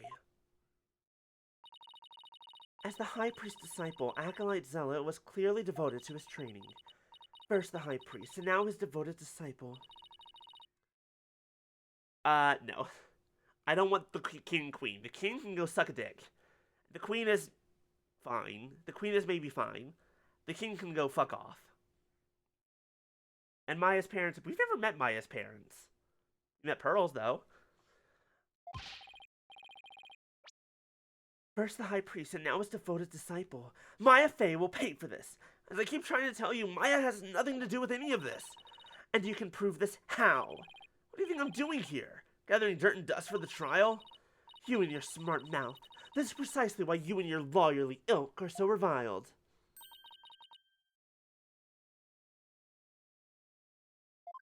Hey, Mr. Wright. Emma! It's that detective from your country again. Ha! It's the princess. You seem displeased that I am here. Oh, no! Just don't be silly. Mr. Wright, I'm so sorry about what happened to Maya. It's not your fault, Emma. You were just doing your job. I just done mine, Mr. Wright. But it's no use crying over spilled milk. Would you mind telling me what you know about the murder? It's do or die in court tomorrow, and I mean that literally. Gladly, I'll help in any way I can. Remember, I have my eyes on the both of you, so see to it that you commit no misdeeds. Of course not. You're talking to a professional here. Let's see, how about starting with an overview of what happened? Sure. The victim is Pere Zealot. He was the High Priest's disciple. His body was discovered around noon today, right after the rite wrapped up. So during the High Priest's murder trial. That's right. Apparently he had been here praying since the day before the rite even started. Talk about serious devotion. I barely lasted a few minutes before my back gave out. This is a picture of Mr. Zealot's body. So he was... Nope. A dagger in his upper back looks like it would have been particularly painful. Is that a tattoo on the back of his neck? Wait, hold on. That peach looks oddly familiar. It's the same symbol. Has a clergyman's mark on his brow. He has the clergyman mark on the back of his neck. It's peach-shaped? Everyone started leaving when the praying was finally done, but the victim remained bent over in prayer, and when they went over to check on him, they discovered he was dead, right? But how long was the dagger there with no one noticing? Yes, the estimated time of death is May 9th, sometime between the start of the rite and the discovery of the High Priest's body.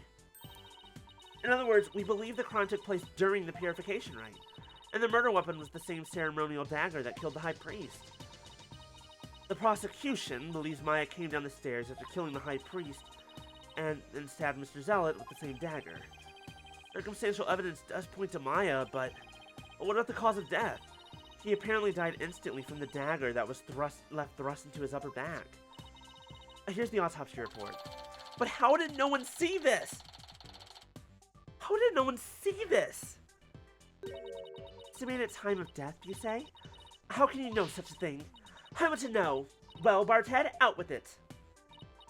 Oh, so the Prince of the Spirit Medium Kingdom is interested in forensic science? I have no interest in science, forensic or otherwise, and nevertheless I will someday be queen. As such, it would be wise to know what silly things the common folk believe in. There's nothing silly about it. I'll have you know, even Prosecutor Sudmati holds forensics in high regard. Does he? Perhaps I should not underestimate the power of science. Still, I suppose it is nothing much compared to the divination seance.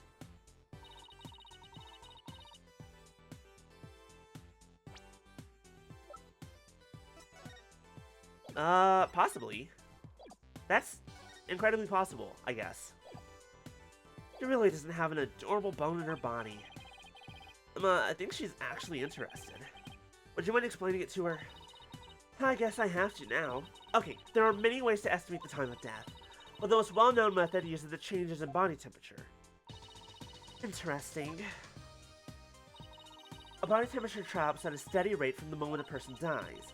That means we can tell how long someone's been dead by measuring their temperature. I see. That was quite enlightening. Barbed present your forehead now. Why? You feel just a little over 95 degrees. That seems you are not dead yet. Of course I'm not! It was but a jest. After all, you're still the dead lawyer walking. I fail to see the humor in any of this. I think that was her attempt at a joke is just like, oh, I can see the spark of a child in here that's just not allowed to be a child. Were there any witnesses? With so many people here at the plaza, you'd think somebody would have seen something. You think so, wouldn't you? Well, we haven't found a single witness. How's that even possible? Because everyone was bent over, utterly devoted to prayer, naturally. Oh, right. The backshouting pose that nearly killed me. So you think someone would have noticed something?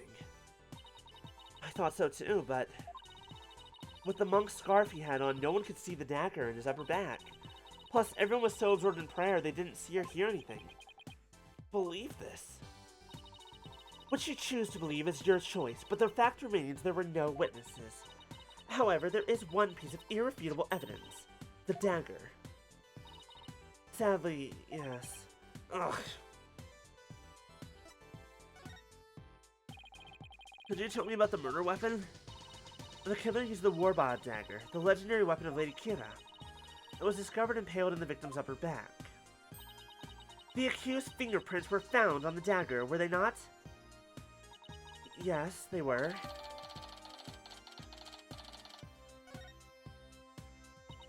With such irrefutable evidence, there is no questioning the accused's guilt. In our line of work, it's called circumstantial evidence. Unfortunately, it's not quite, like, fingerprints on the murder weapon, very important. However, if there's still a chance that her fingerprints were on it for other reasons, we have to explore those.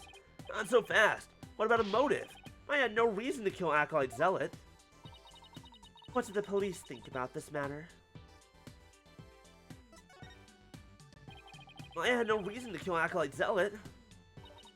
So you say, but let us now hear what the police think about the matter.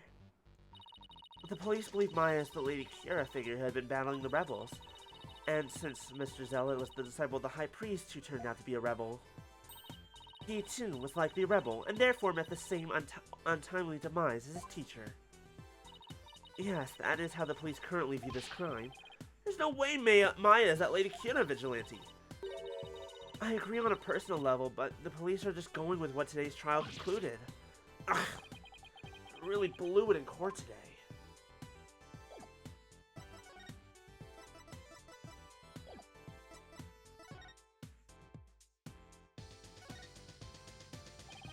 Acolyte Zealot died bent over in prayer.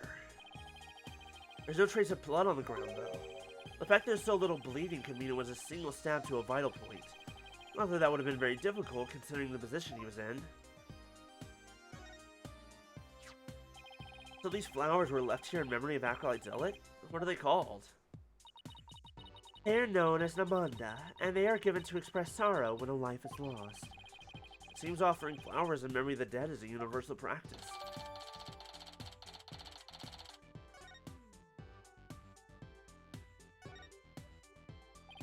Acolyte Zealot was killed in a prayer pose. With his head bent over like that, the last thing he saw must have been this rug. It is a prayer rug woven by devout monks. May the Holy Mother's blessing be upon his departed soul. It's strange that there are no bloodstains, though. Perhaps it was so cold his blood froze, or perhaps it was absorbed by his vestment. It is pretty cold. Maybe the blood really did just freeze inside his body. Okay. This is an important thing that you legitimately have to do in real life. Because what Emma was talking about earlier is completely true. You can measure an estimated time of death based on the change in body temperature. The thing is, you also have to take into account ambient temperature. What temperature was the body stored at? The colder a place, the slower they decay, but also the faster that their temperature will drop.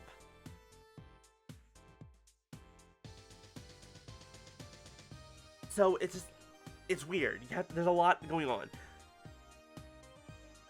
So you can potentially be like, oh, if it's this rate of heat loss, then that means it's been this long since they died. However, in a colder place, where they might naturally get even colder, especially when enough time has passed, that can kind of skew the results, because maybe your rate is wrong. Your decay rate could be wrong. And if your decay rate is slower than the actual rate, then it'll seem like it happened earlier than it actually did. I think I'm saying that right. Don't quote me on that. And I think that's why hot places are also horrible for trying to get an estimated time of death. They're just really fucking over. Like, near freezing and near human body temperature, it's like, it's just difficult. I mean, really, the blood really did just freeze inside his body. Always said these are called prayer flags, and the prayers written on them are carried throughout the kingdom by the wind. Now, if I were to pray for something, it would be for me to not get dragged into any more trouble than I already have been. This prayer flag looks much newer than the rest. Source, trust me, source, this one random trans woman on the internet. Your benevolence, what does it say here? The dearest wishes of our subjects are written upon these prayer flags. Reading the prayers of others is considered rude, but if you must know, it says, at the usual spot, bring grub. The key, too. This is one of the more direct and practical prayers I've ever seen. I wonder if it's even a prayer.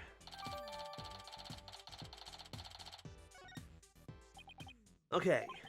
The message on the prayer flag seems a little weird, but I think I've seen everything there is to see around here. You have not found or heard anything of particular worth. Are you ready to give up? No, I'm not calling it quits just yet. Does it look like you have any hope of winning, Mr. Wright? Emma, I can't really say at this point. All I know is I have to keep investigating. What are you two sneaks up to? I would advise you get back to work if you are done here, detective. Otherwise, I will report you to Prosecutor Sadmati for dereliction of duty. I'm going. I'll see you later, Mr. Wright. And good luck. I should really pay a visit to everyone in every place connected with this case. Let's go back to the High Priest's home. Let's go back up here, see if anything changed here. Nope, this place seems normal.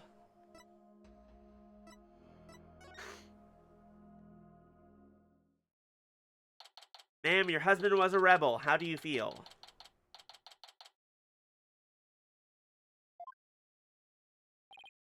Hello? I'm sorry to bother you again, but...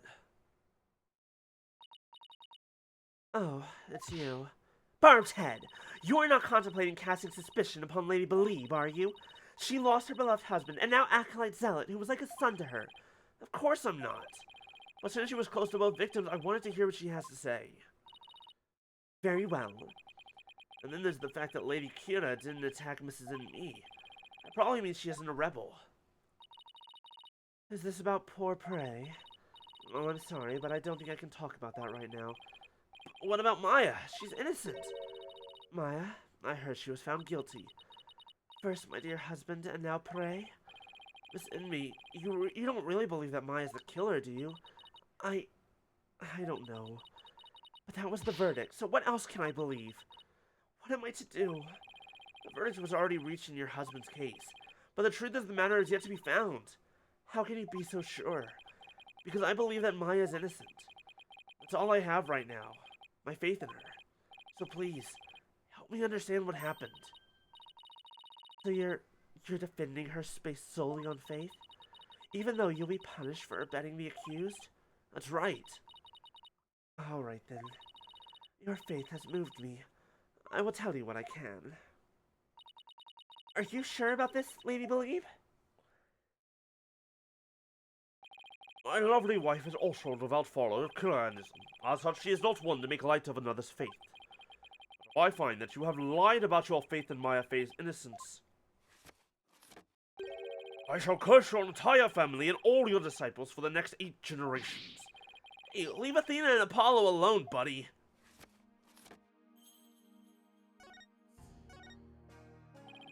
How did Acolyte Zealot end up living here as your husband's disciple? About 2 years ago, while my husband was at a spiritual retreat in the mountains, he came across Prey collapsed on the ground. That's when he brought him here. We're always wanting to help those in need, aren't you, dear? 2 years ago, just like when Lady Kira started appearing. Sorry, I just feel like that's important to note. And he'd been living here ever since? About 2 years ago. That's around the same time Maya arrived in Kurain. Yes, he was born in a poor village and had nowhere to call home. My husband felt pity for the boy, so we took him in as his disciple. But not only as a disciple, he was like a member of our family, too. I see.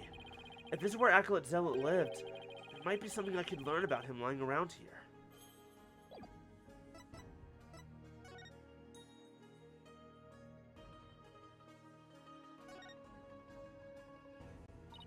Bartad, it appears you are quite fond of rummaging through the garbage. I thought there might be some other important piece of evidence in here. Oh, is that right? Look, I'm not doing this for fun, really. It doesn't look like there's anything else of interest in there.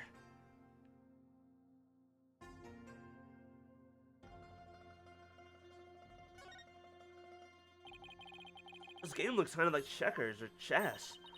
You mean to say you have never heard of Kachu Damal? I have heard people describe it as Kurani's chess.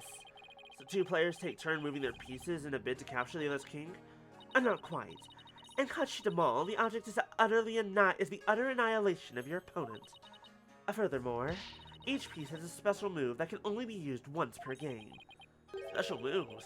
Sounds like a game right up Maya's alley.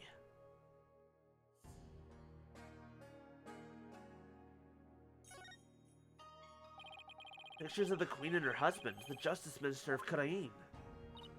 Yes, my mother and my father. What do you think? Do they not possess an awe-inspiring air? Oh, terrifying is more the word I would use. Well, yes, they are very awe-inspiring. Totally, 100%. I am inspired with awe and fear. Absolute terror. Oh, here we go. Pictures. A photo of the High Priest, his wife, Acolyte Zealot, and Maya. Since Maya's in it, it must have been taken the day before the rite. I should ask Mrs. and me about it. To think that this would be their final family photo. That no-good Maya Fey has some nerve. I mean, here she is, posing with the two men whom she would soon kill. I beg to differ. I see this photo as proof that she didn't kill them. That smile of hers does not fool me. I sense a deep and abiding malice behind it. I'll prove Maya's smile is the real deal. Wait a second! Are you saying that the big fan of the cartoon of the TV show that Maya fell in love with was fucking Believe in Me?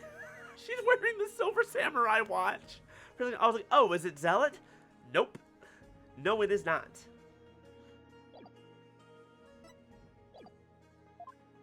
That's really funny. There's something very funny about that to me, and I don't know why. Can I ask you about this photo? It was taken during the Feast of Blessings, the day before the rite was held. The Feast of Blessings? Would you mind telling me a little more about it? This photo was taken during the Feast of Blessings. The Feast of Blessings? Yes, it is forbidden to eat during the days of the rite. So the day before it's performed, we enjoy dishes full of gingil, an herb known to strengthen the body and mind. You love the gingil-based dishes I make, don't you, dear? Gil, I heard you can go 3 days without sleeping after eating some. Yes, but many foreigners don't care for it because of its strong smell. Our customs say that these dishes can only be eaten the day before the purification rite. The strong smell. Interesting, interesting. And only between noon and 3 p.m. That's pretty specific. Is it because the smell's too strong? A very good guess indeed. This is sure the smell is gone by the time Lady Kira is welcome the next day.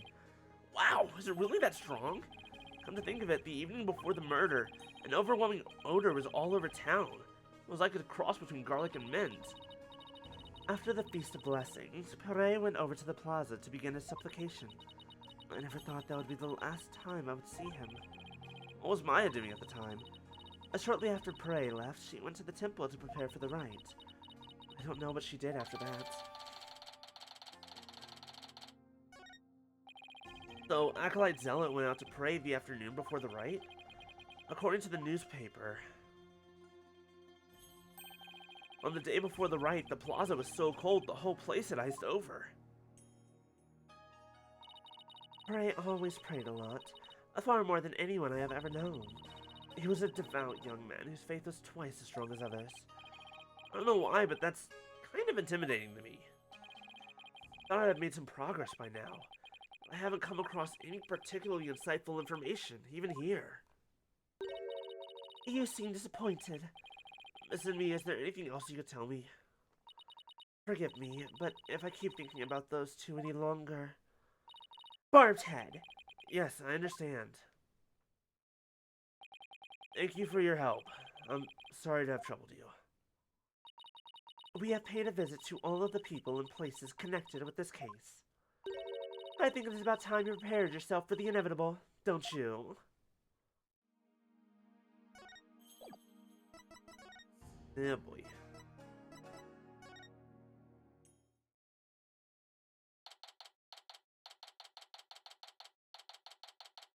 Don't worry, Maya. I promise that everything's gonna be okay.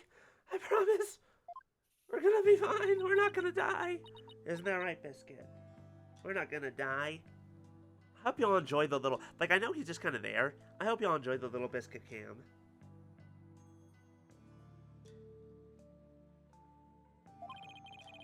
Maya sure looks tired.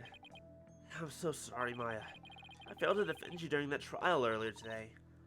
I'm sorry too, Nick. I never meant to get caught up in this whole mess. Even worse, I got you caught up in it too, and you were convicted under that stupid law. Nick, you should really withdraw from this case. Maybe they'll even commute your sentence if you do. I can never abandon you like that. You might not believe me, but I'm going to pull off a win somehow. It's not like I don't believe in you, it's just... Don't worry. Maybe this extra day in court is a blessing from the Holy Mother. Let's use it to our advantage. We'll turn this trial inside out and upside down. You'll see. Okay.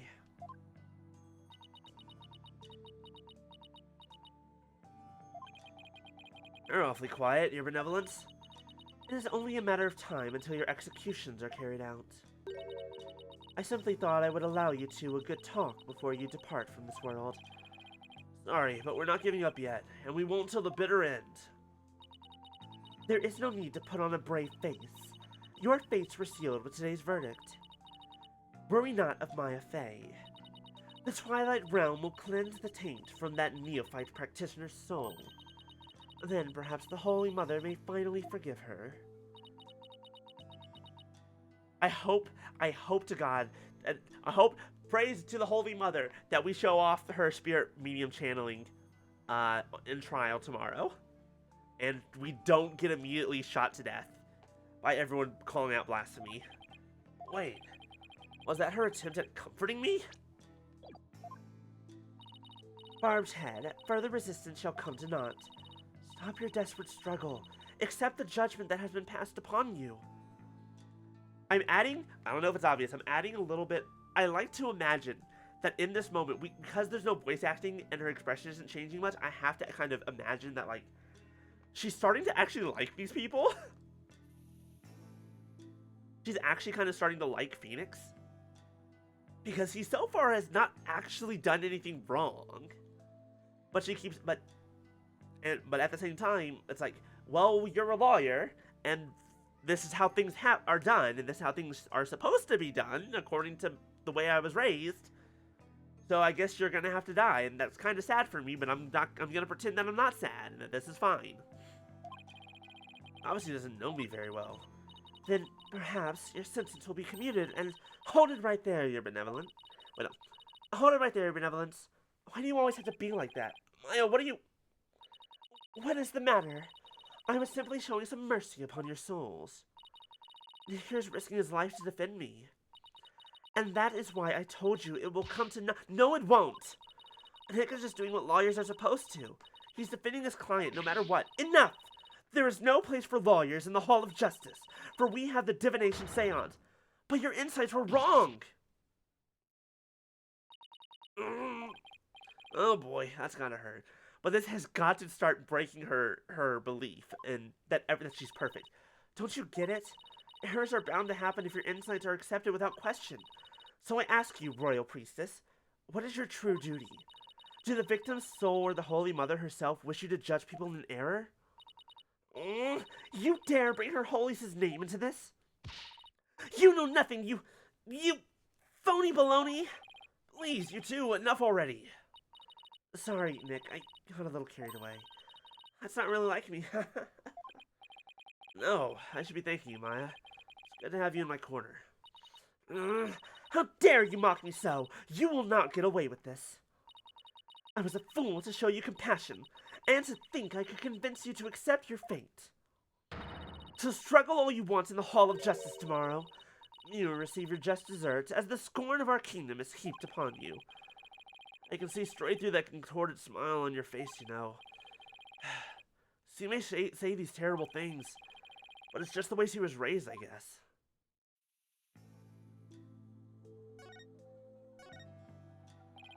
Could you try to remember what happened one more time?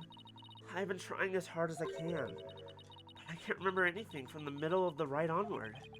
Alright, you suddenly felt sleepy, and everything after that's a blank. Even so, I didn't kill anyone. And I'm not the one going around dressed like Lady Kira. Although it's kind of cool to think there's a mysterious female vigilante out there. Right. Okay, who want show of hands, who thinks that maybe this could be a wild fucking guess? Who wants to think that maybe Believe in Me is Lady Kira?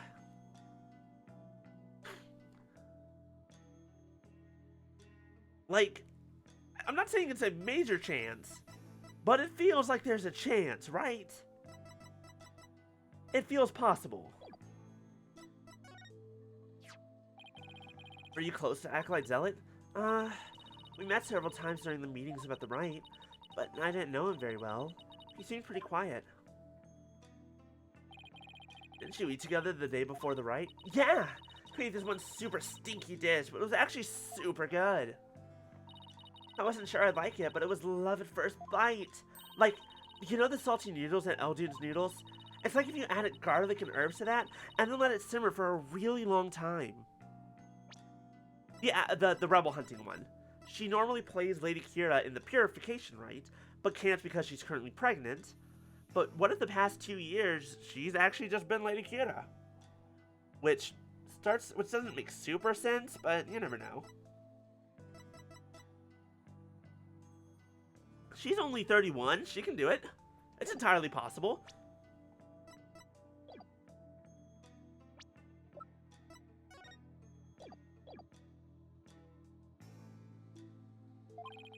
Sounds more like a hot pot than ramen to me at that point. Now I miss ramen too. So what was the Acolyte Zealot like while you were eating? He seemed to be enjoying the food. But as soon as we were done, he left to go pray. And what did you do? Oh, I returned to the temple to prepare for the rite. It coincides with Mrs. N.B.'s description of events. Any idea who might be pretending to be Lady Kira? When the rite started, it was just me and Abbott and me. Because, think about it. Okay, see, here's the thing. The more I think about it, the more it kind of points to her. Because, like, it needs to be someone who could get into their house without anyone noticing. It had to be someone who has incredible faith in her holiness and in the king and queen, which, based on the things that we saw, are very true. And who would be more devastated to learn the truth that this dude was actually a rebel than his own fucking wife? If she didn't know about this for years, let's say years, she spent hunting rebels and taking them in to the police, only to one day find out that her husband was a rebel himself. She'd go fucking nuts. It's like... and to learn that Zealot was probably dragged into that as well.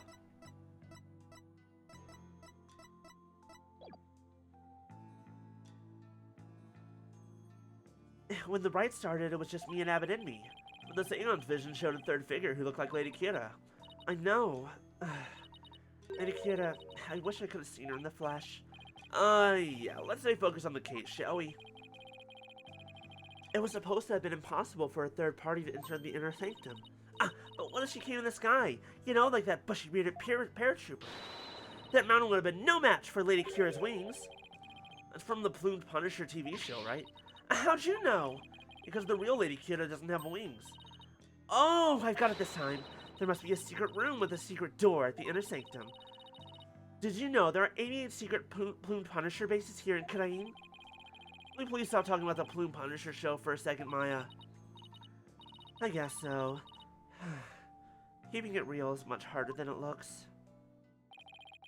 I should get going now. Sorry I wasn't any help. Don't worry, I've got this. We'll beat the Chargers tomorrow and be on the first plane back home before you know it. And I'll go grab dinner in Eldune's, or your favorite burger joint. You pick. Sounds good.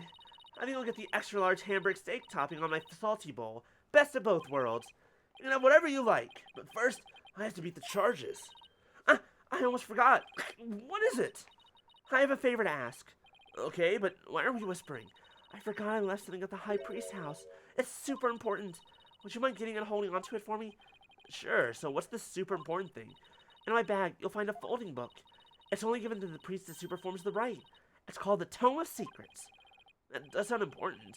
How could you leave something like that just lying around? That explains all the whispering. If Rafa found out, all heck would break loose.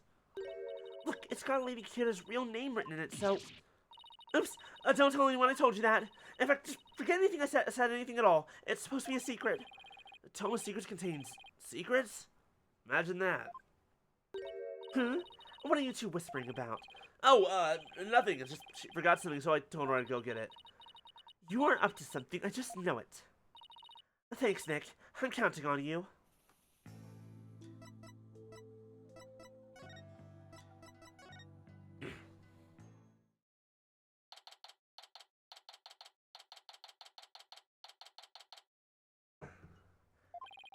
Hello? Anybody home? No answer. Mrs. Envy's probably out right now. I'll just get what I came for.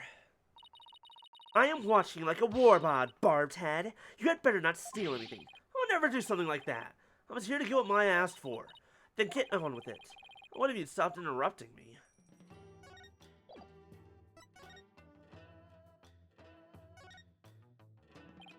Ah, here's Maya's bag.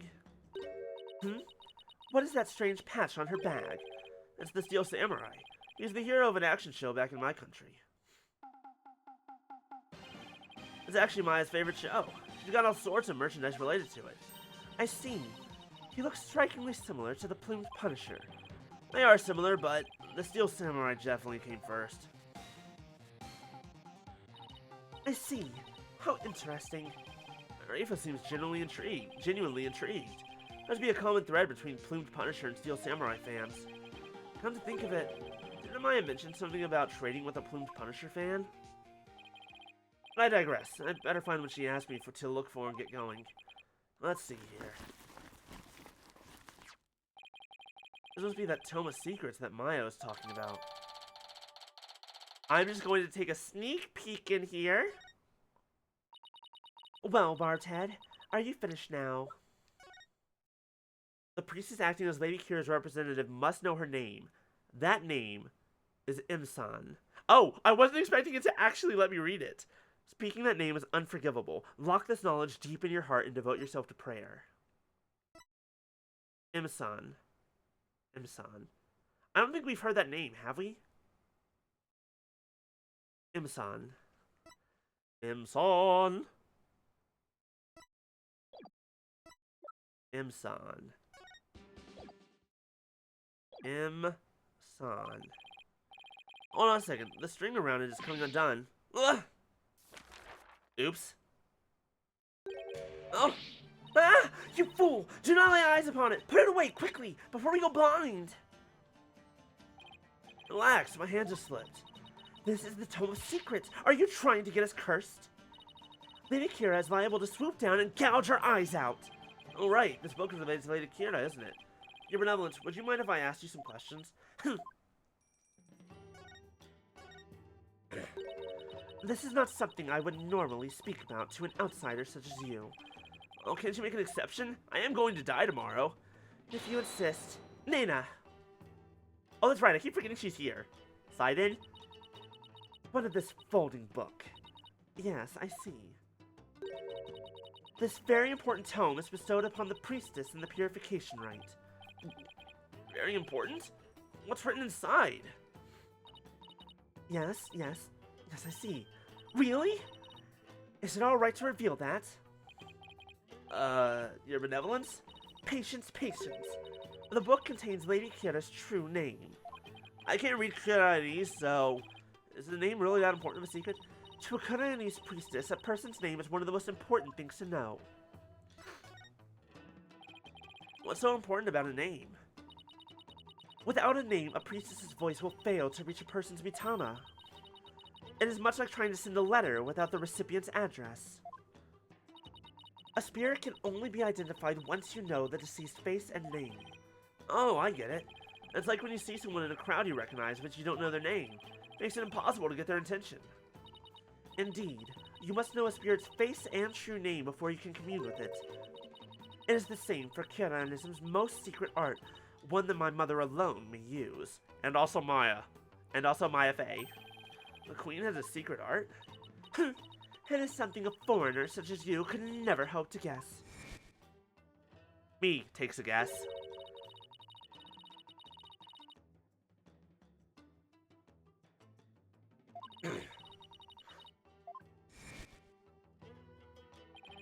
I should pretend this is all new to me. Besides, I get the feeling she secretly really wants to tell me all about it.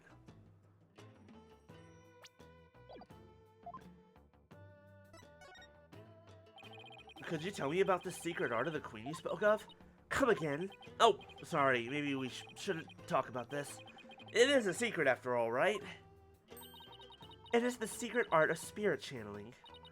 But I suppose those words are meaningless to you. I'm just surprised how willing you are to tell me about it. A third-rate lawyer could not channel spirits simply by learning of the technique. Third-rate's a bit harsh. I'd even settle for second. What is it? You have the look of a tentacled hag frog upon your face. What the heck is a tentacled hag frog? That sounds like something you'd find in D&D. It's like, oh no, we need to go to the swamp. What is this creature? Oh no, it's the hag's pet, a tentacled hag frog. A tentacled hag frog. Yeah, don't listen to it. This thing will speak some weird nonsense. Spirit channeling. For a medium lets a spirit possess her body to return to our world, right? Well now, I see you have done your homework. Oh, as I studied a bit. With the power of spirit channeling, one can bring back even the most ancient of spirits. It is quite a magnificent power, is it not? Love the kitty cam? Kitty cam is good. Isn't that right, Biscuit? Little sleepy baby. I've never seen her eyes light up like this before. I imagine they're pretty shocked when they come back from ancient times. Indeed. A spirit's memory is cut off at the moment of death. Though even a spirit that was brought back after centuries doesn't sense any gap in time between the moment of its death and the moment it is channeled. Yes, and yet, it clearly recalls all of the memories it had in life. Thus, even heroes and scholars of antiquity can be channeled and directly learned from. Our queens have also used this power to help the rulers of neighboring lands seek counsel. That is why we have never been invaded and how we have maintained our unique culture. So spirit channeling is a really effective tool for international politics. It is indeed. And that is why only those with the power to channel spirits may rule our kingdom. And also explains why no one's allowed to know the Holy Mother's face. Or Lady Kira's name. But of late, there has been an endless influx of illegal immigrants from neighboring lands. The fools come seeking the same great power as my mother. Illegal immigrants? Yes, it is becoming quite a problem. Some have lost their way in life and look to Kiranism for their salvation. Among them are also those of dubious nature who have been driven from their own lands. Dubious nature? Driven from their own land? Gaspin Payne definitely fit that bill. But they sure weren't treating him like an illegal alien.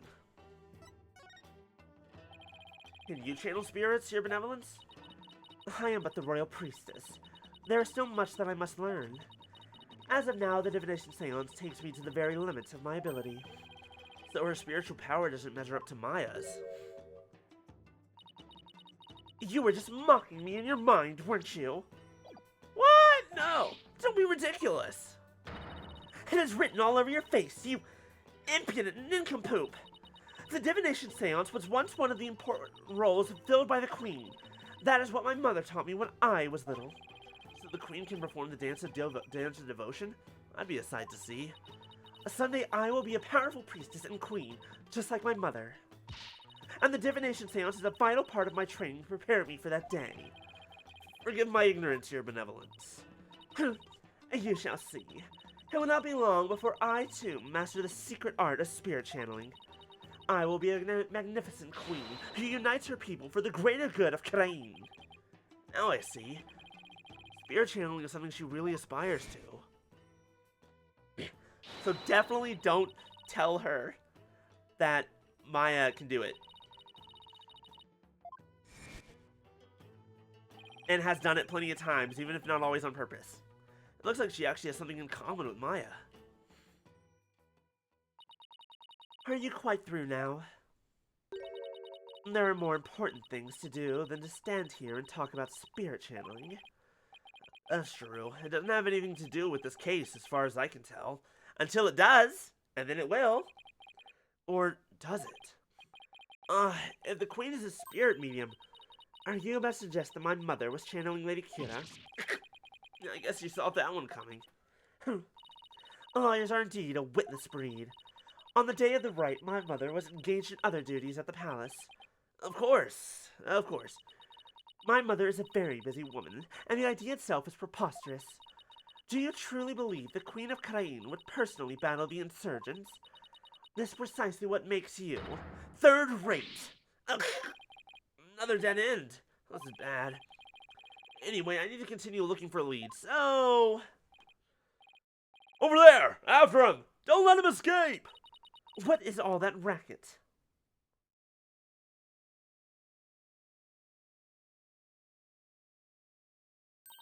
What? That escaped prisoner has surfaced here in town? Escaped prisoner? Let's go, You mean the guy with the bushy beard? There is no reason to panic. The police are on his trail. He's no longer a suspect, but he might know something considering he was at the scene of the crime. Let's go take a look. Wait! Wait!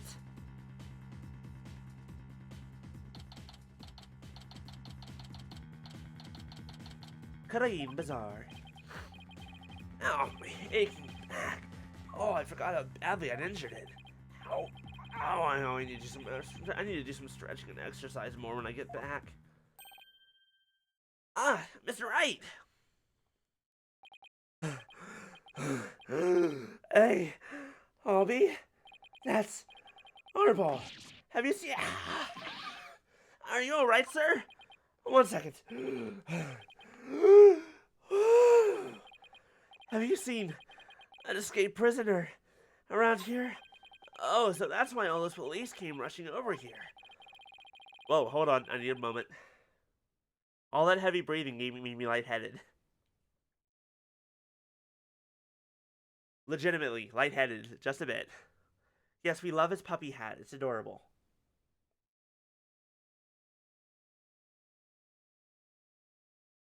I heard them saying something about an escaped prisoner disappearing in this area. He disappeared in this area? He couldn't have taken to the air again, could he? Barbed head! I told you to wait! It's too dangerous for you around here, your benevolence. Mr. Arbol could be lurking nearby. What sort of princess would I be if all it took was an escaped prisoner to frighten me? She's fearless, I'll give her that. I can't be responsible if something happens to you. As long as I'm here, though, I might as well search the area myself. If I were an escaped prisoner, where would I hide?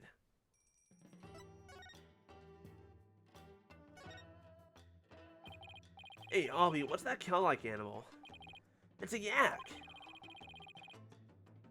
They carry heavy loads and provide milk. They're indispensable partners in our daily lives. Interesting. Hey, they're kind of cute up close. Oh, and they're also prized for their meat. You know, the meat you enjoyed so much last night. Oh, partner must mean something else here. Excuse me, I believe that's an entrance to the sewer. That manhole cover, it's open. Oh. Okay, Biscuit did not react, we're fine. I didn't scare him. Whoa, what is it, Shadu? Did he sniff out someone or something in the manhole? I wonder. Could Shadu track Mr. Oddball if he had something with the rebel scent on it? I don't know. I feel like I've got something with Mr. Oddball's scent on it. Something he might have touched. Oh, wrong one. I do, because he touched either this or the banner, right? Oh, do we not have the banner anymore?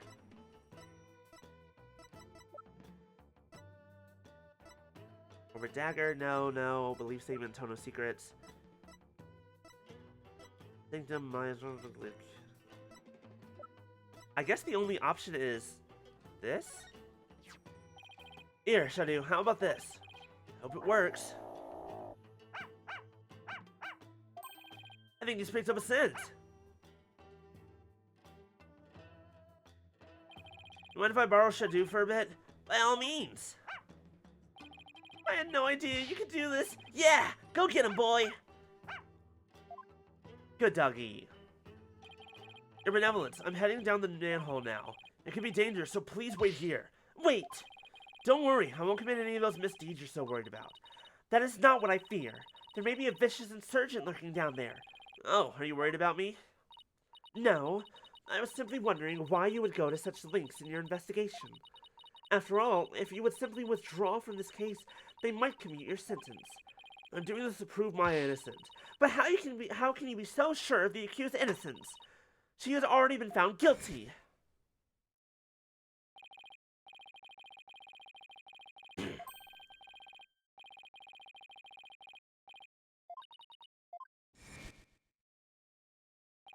I believe in her. If she says she's innocent, then that means she's innocent. Lawyers must trust in their clients to the bitter end. That's just what we do. You lame brain, do what you will. I love her insult. I love her chef's kiss 5-year-old insults. Well, I'm going in. Let's go, Shadow. Be careful.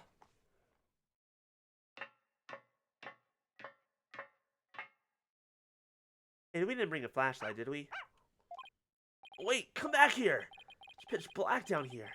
I can't see a thing. Ow. Uh-oh. This is bad. Ugh. Ow, ow, ow. What happened? I went down into the manhole and then... Oh, you finally came to? Ah! I remember that face anywhere. It's Dat Sarbal. And that dragon symbol on his armband. That's the mark of the rebels. There can be no mistake. It's him! Dat Sarbal! Ah! Oh. Sorry I got a little rough with you back there. Tonight I thought you were the cops. Why are you making that face?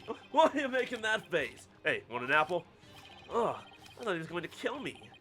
I'll pass on the apple, but thanks. I don't mind a good apple, but not right now. What is this place? Urge from the office of my brother in arms, Dirk. Right now we're using it as a rebel safe house. Oh wait, back up a second. What kind of office is this exactly? Oh, I don't like the spider. I don't like the spider. Hello! I knew it! I knew it! Dirk is a lawyer! Fuck! I don't know if I said that out loud, but I feel like I knew it. Law office, what else? Really? Dirk used to be a lawyer? Yep, just like you. Current public enemy #1 is an ex-lawyer? Didn't see that coming. I kinda did. It makes a lot of sense. I don't suppose I'll be coming around here anymore. You won't? Are you planning to flee or something? It's just, I want to get out of the rebel business. Tired of being hounded by the cops and all that. So I came by tonight to pick up the last of my stuff. Really? I'm gonna sell Dirk's info to the Minister of Justice and slip out of Crane! Wait a second! You're a key person of interest in this case. You can't go running off like that. Relax, will ya? I'll tell you whatever you need to know. Oh, and sorry about punching the lights out back there. So, Mr. Lawyer Man, what do you want to know? Tell me about the murders of the High Priest Trust of Me and the Acolyte Pray Zealot. Sure, I'll tell you whatever I can. Don't know if it'll be much help, though. I mean, I'm not a rebel anymore, so... I wonder how true that really is. I don't like the spider. Can I get rid of that? Is this a law book? A dragon's mark's been branded into the cover. That's Dirk's law book. Really? The leader of the rebels? That Dirk? That's right. And that mark of the dragon is the emblem of the rebellion. And the pages in this one section are really dirty. Must be the section on the Defense Culpability Act. You must have done a ton of research on the Defense Culpability Act. Practically wore out the entire section.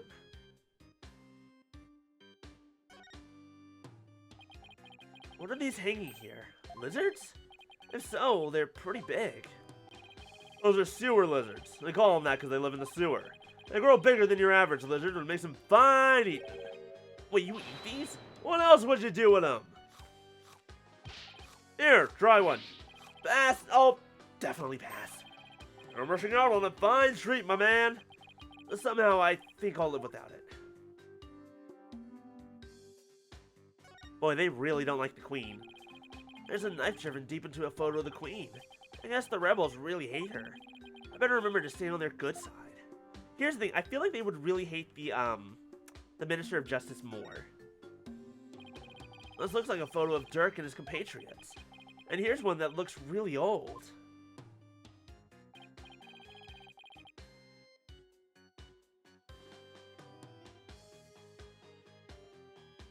Oh my god! It's Apollo and Nayuta! It's Sanmari! Wow, this was taken about 20 years ago. It's Dirk, is that Dirk, Apollo, and Sanmari? What the fuck? Excuse me? Hello? Those are Dirk's sons!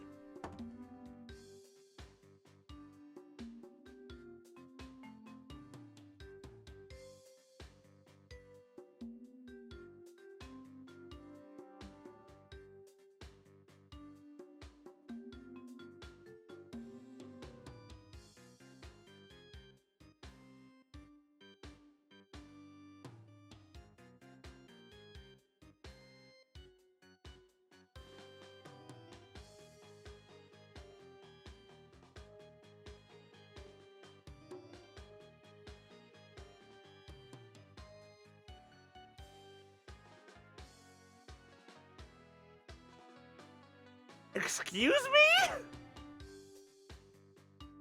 They're brothers? And that's Apollo's dad? Holy shit. We finally found his dad. It only took 2 entire games. Those are Dirk's sons. Really? So this is the rebel Dirk in the center? He doesn't look so evil. And both of his sons look kind of familiar.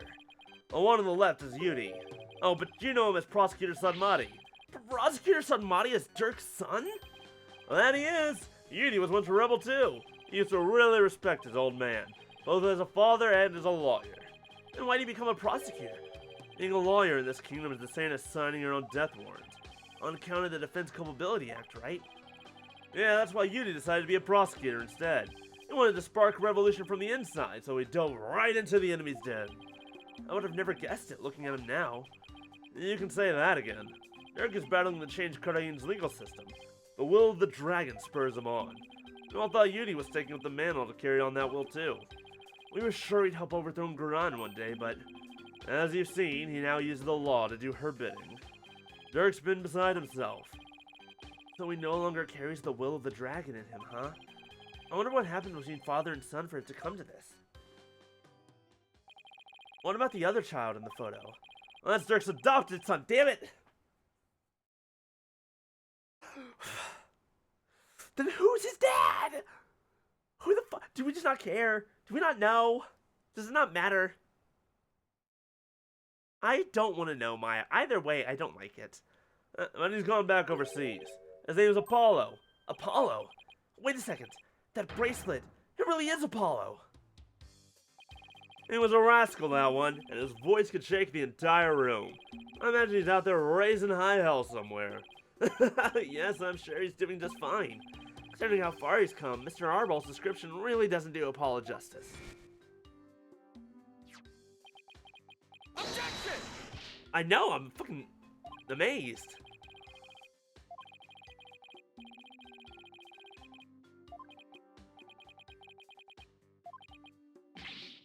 I still want to know who your dad is, motherfucker.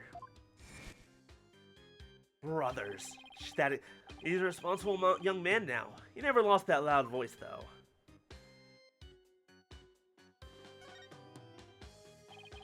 There are bowls and platters of food here. They're still warm, as if this was all recently prepared. You must have a pretty big appetite, Mr. Arball. Guys as big and strong as me got even bigger appetites, you know? But you just fled from the police. I don't know how you could eat this much after all that excitement. So sorry if I offend you. First, let's start with an appetizer. Where's he getting all those apples from? Want to join me, Mr. Lawyer Man? I'm pretty sure those are true. Thanks, but no, you already ate.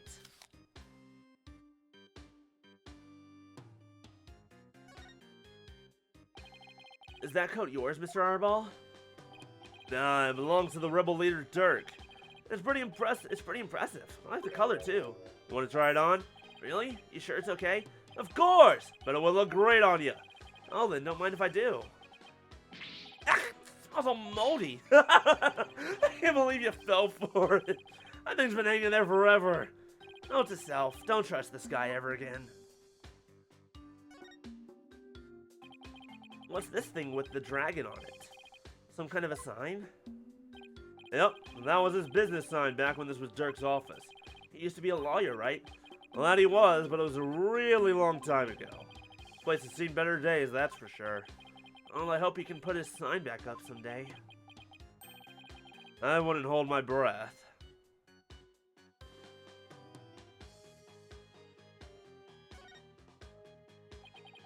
There's a ladder leading underground.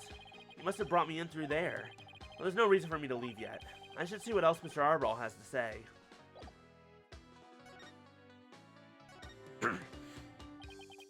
Incense and white flowers. The flowers are still fresh. They must have been put here maybe today or yesterday. Did you put these here, Mr. Arball? Something wrong with flowers? Something wrong with flowers? No! It's just a traditional thing here in Karain. Pay no mind. So curious, though. Tell me everything you know about the High Priest's murder. Well, as you know, I don't remember much about that. Banged my head on a rock as soon as I parachuted into the inner sanctum. So when I told you I had nothing to do with this murder, I meant it.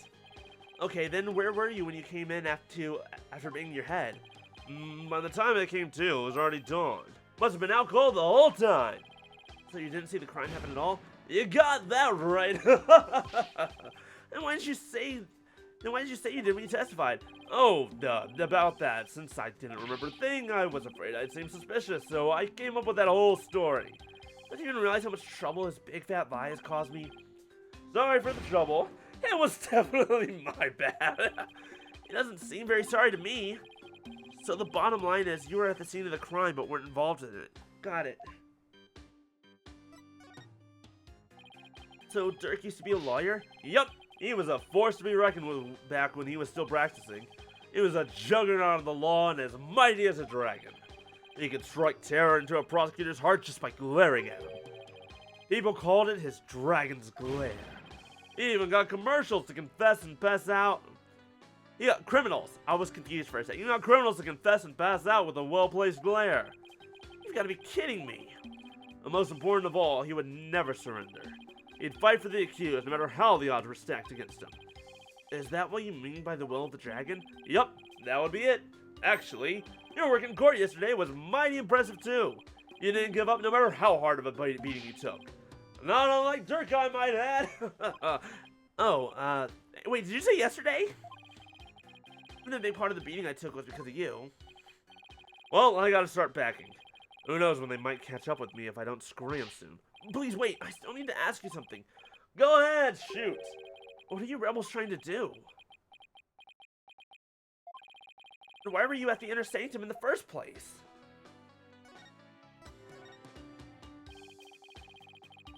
On the day of the murder, or more precisely, what were you trying to do there? I was trying to escape from prison, and that's all. That high priest was a fool for getting taken in by Dirk. He should have tried telling it out of Kurain like I'm doing. Hello, Cyclops.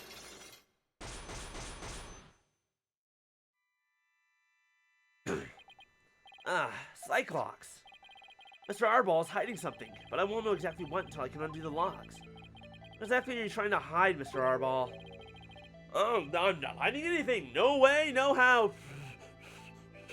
Hold on. I promise I can whistle.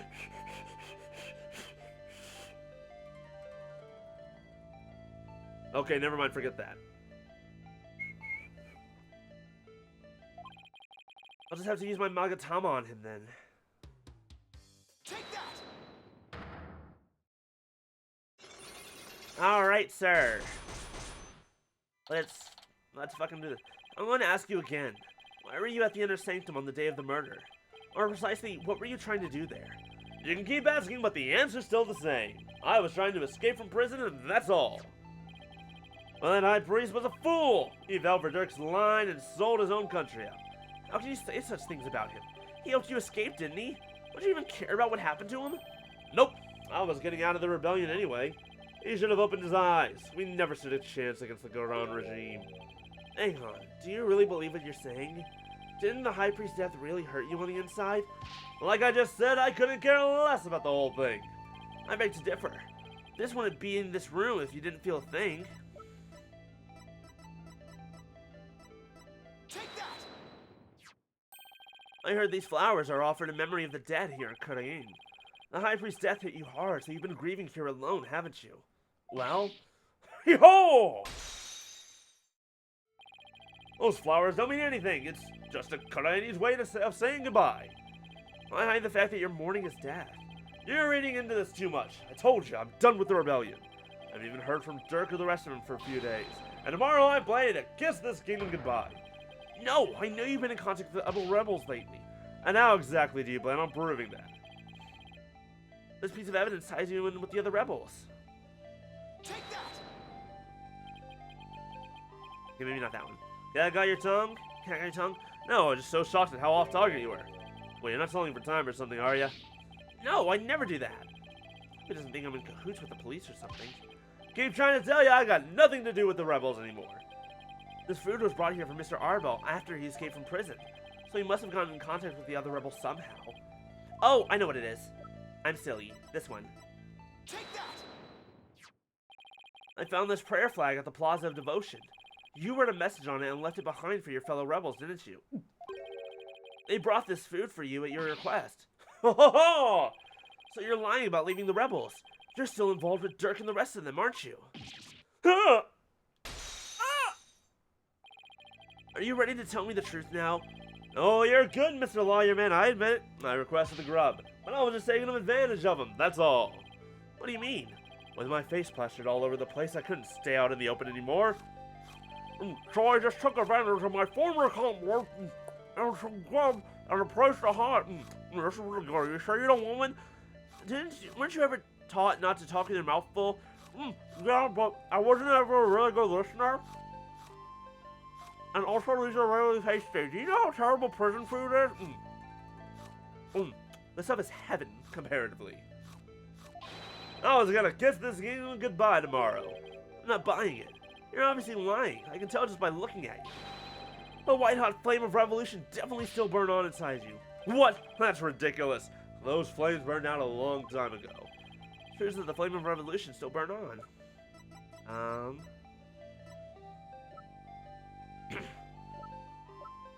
Take that! Dirk's law book? I'm no lawyer, so what's that got to do with me? Look at the mark branded on the cover. This mark that stands for an unwavering commitment to the revolution. It's Dirk's ways of representing the will of the dragon. Yeah, so what of it? You have that same mark on the scarf tied around on your left arm. But you wouldn't be wearing that if you were no longer a rebel. I forgot to take it off, that's all. No, as a wanted man, that should have been the first thing you took off. The fact that you haven't hidden that mark yet proves you're still a rebel. I love his expression. Think what you want, but you don't know nothing about me. No, you're wrong. No, you're wrong. You wear your heart and your beliefs right on your sleeves, just like me. And this is what I believe. Take that! When a person's back is against the wall, they always fall back on what they believe in. Just as I always have my badge, you always have the will of the dragon with you. And would you risk your life for your beliefs? No, I wouldn't. No, because I wouldn't be much use to my clients dead. Now admit it. You've never once thought about leaving the Defiant Dragons, have you? And look in your eyes. It's just like Dirk's.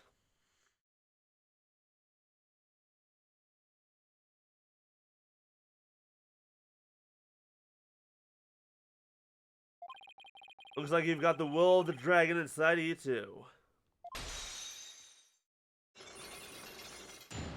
Unlock successful.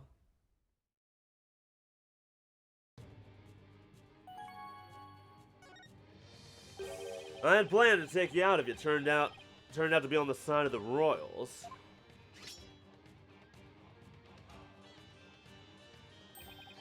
But I think I can trust you. I can't believe I was that close to getting shanked here.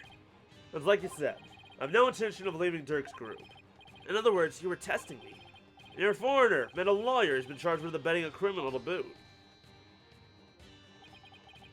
And I've seen a fair share of lawyers get pardoned after weeping at the feet of the Queen.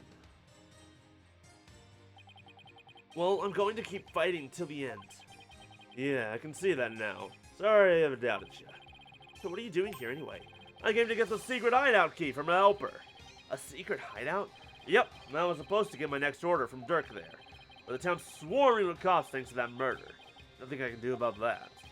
What about the order Dirk was supposed to give you? Then I have to abort that mission. Now I'm just lying low, waiting for a chance to make contact with Dirk again. Hey, why the long face?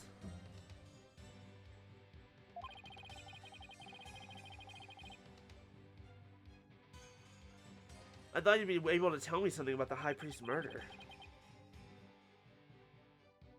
Sorry to disappoint you. Oh, I know. Let me make it up to you with this. What is it? This orb is actually a key. That opens the door to one of our secret hideouts. Can't say any more than that. Anyway, I hope it helps. This orb is a key? Yep, plus the hideout's in a totally unexpected location. And being that it's super secret, we couldn't have just any ordinary key. I see. I have a feeling I know exactly where this is. Maybe this will help me unravel the truth behind this case. Thanks. Don't mention it. Besides, you're a fellow brother in arms, fighting the powers that be. If it'll help you, feel free to pick my brain a bit more. Everyone's been talking about the return of Lady Kira lately. Well, my friend Maya suspected of being the rebel hunter disguised as Lady Kira. You wouldn't happen to know who she really is, though, would you? Beats me. But whoever she is, she bushwhacked me and hauled me off to jail. Even worse, on top of attacking us, delivering us to the cops, she's been watching us like a hawk and framing us for different crimes. Watching you like a hawk? Framing you for crimes? Why would anyone go to all that trouble? Our kingdom likes to pretend that its people are free to think what they want. Because of that, the authorities can arrest you just for sympathizing with a rebellion. They resort to framing people for things they didn't do. So that Lady Kira figure is, yep, she's just some lickspittle working for the Guron regime. Wow. Oh shit.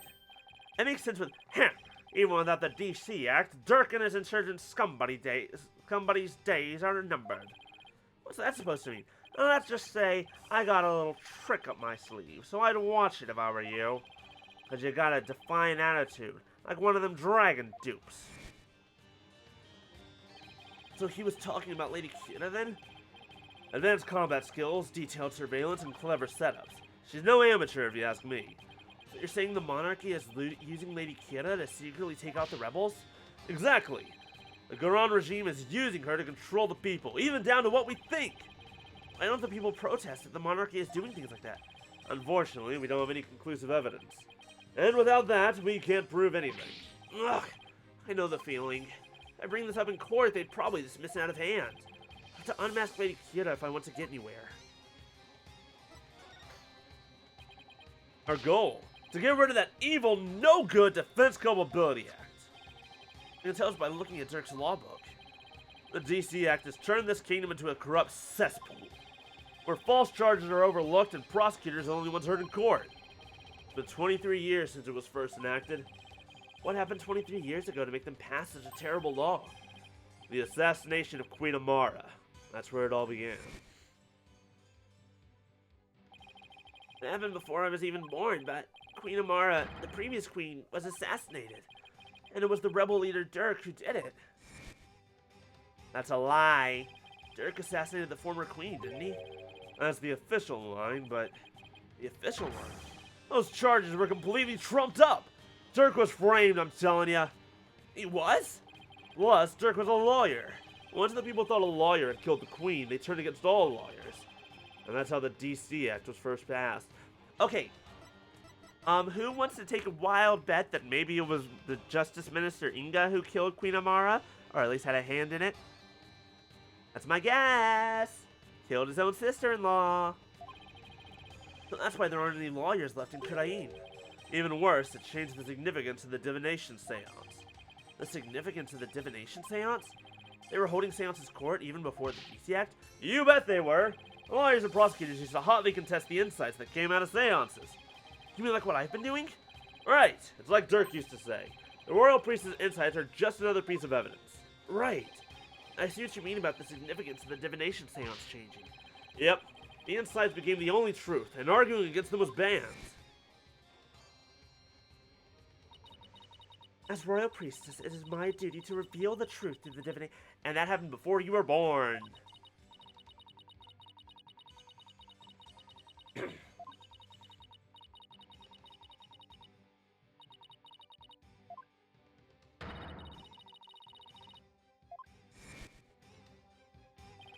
From what I've seen, Rafa would agree with that. This kingdom's a shadow of its former self. It's become a dictatorship where the royals use the fear of trumped-up charges to rule. And that's what Dirk's been rebelling against? Yep, all he wants is to live in a kingdom with a fair and impartial legal system.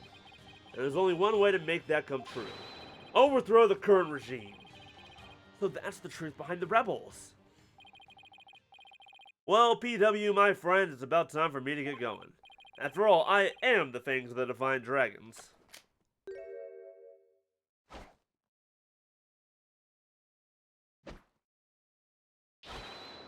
That's our ball!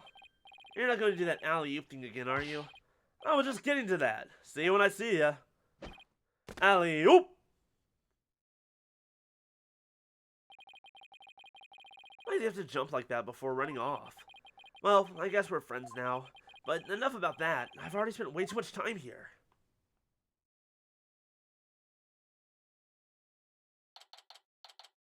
May 11th. Karain Bazaar. Oh.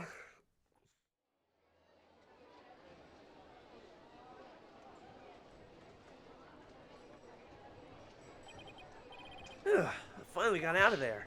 Hey, Mr. Wright, I'm so glad you're okay. I was so worried about you. Chadu, what happened to him anyway? He came out of the manhole about 5 minutes after you went in. Sorry he wasn't much help. Well, did you find anything of worth? Oh, I tripped and fell down there. Must have been out cold for a while. Better keep things to myself for a while. I figured as much. I have to find that secret hideout Mr. Arbol was talking about. I should always start with places that have something to do with the High Priest. I'm gonna check out his house.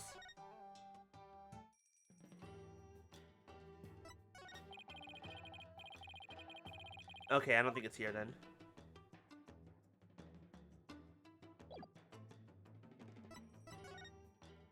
Well, let's try the inner sanctum. Yep, it's definitely here. I can't believe I didn't notice this earlier. Look at that statue. Look at the rock behind the statue. I've seen enough detective, whatever, video games, movies, TV shows, whatever, to know that that spins the fuck around. There's a secret base behind that wall.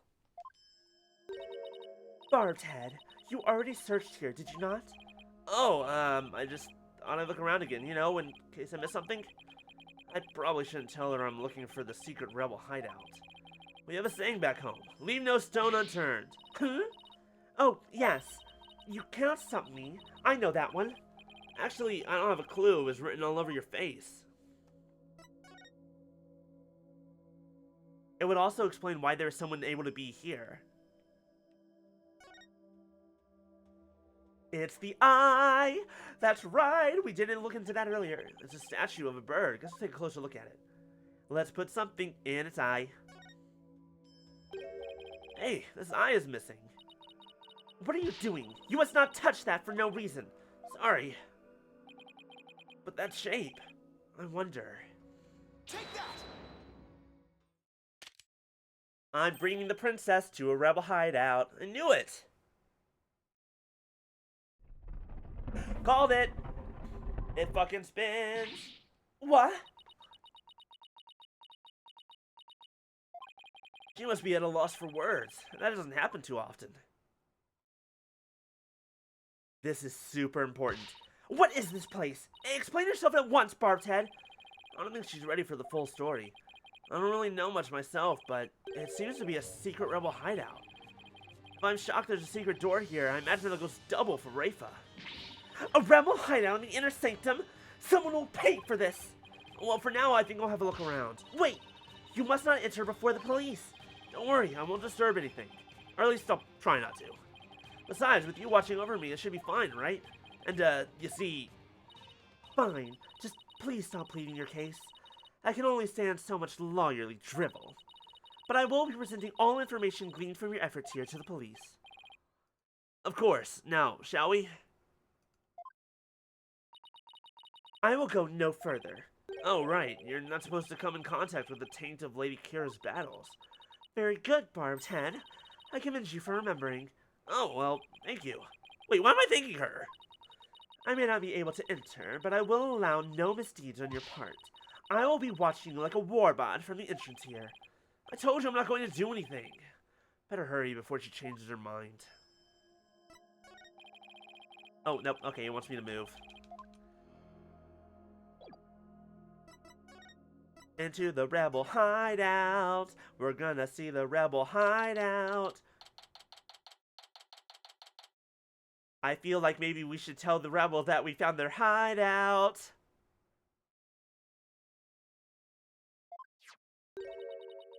I believe this to be a sacred space that enshrines the source of the spring water. That makes sense. The rebels must have converted it into a secret hideout. But what about that warbot revolving door?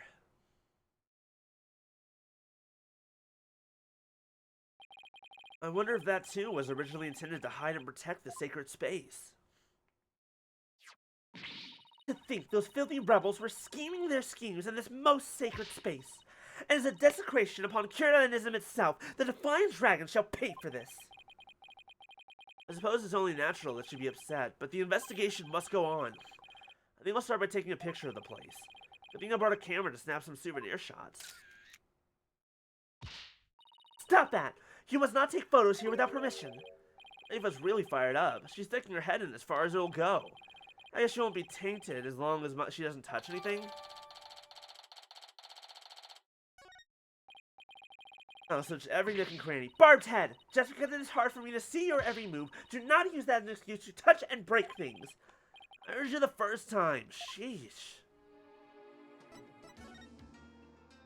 Okay, so here's the origin of the spring water. Blood! There's blood in here. This is why it was red beforehand. What's this? A blood stain? I should probably try to figure out what happened in here. Do not tamper with any evidence before the police arrives. Police? Hey, that reminds me. Emma gave me something just for times like these. I thought it might help your investigation. Here. It's all yours. Hi, Biscuit. I wanted to bring you a bunch of others, but they were confiscated at the airport.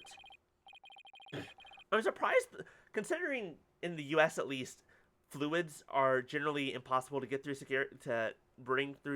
to travel with. I'm surprised she got this across. Luminal testing fluid glows in reaction to even the tiniest traces of blood. So it can even detect areas where blood has been wiped up. It might help us figure out what happened in here. Okay, time for science to do its thing. First, let me put on these red-tinted glasses to see if the luminols glow. I just press A wherever I want to spray some of the luminol. Areas where there was blood will react by turning blue.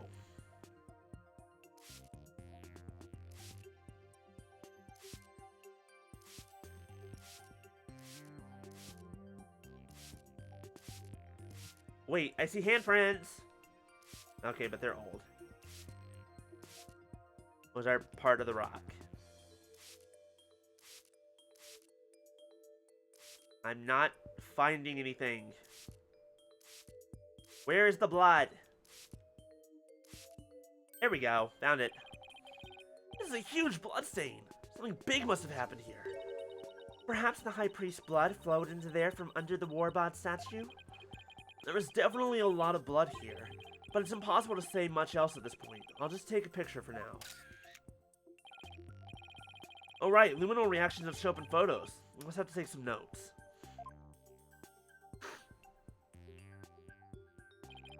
That should do it. I didn't notice before, but the bloodstain looks like it was smeared away in one place. Is it because the warbod revolving door passed over?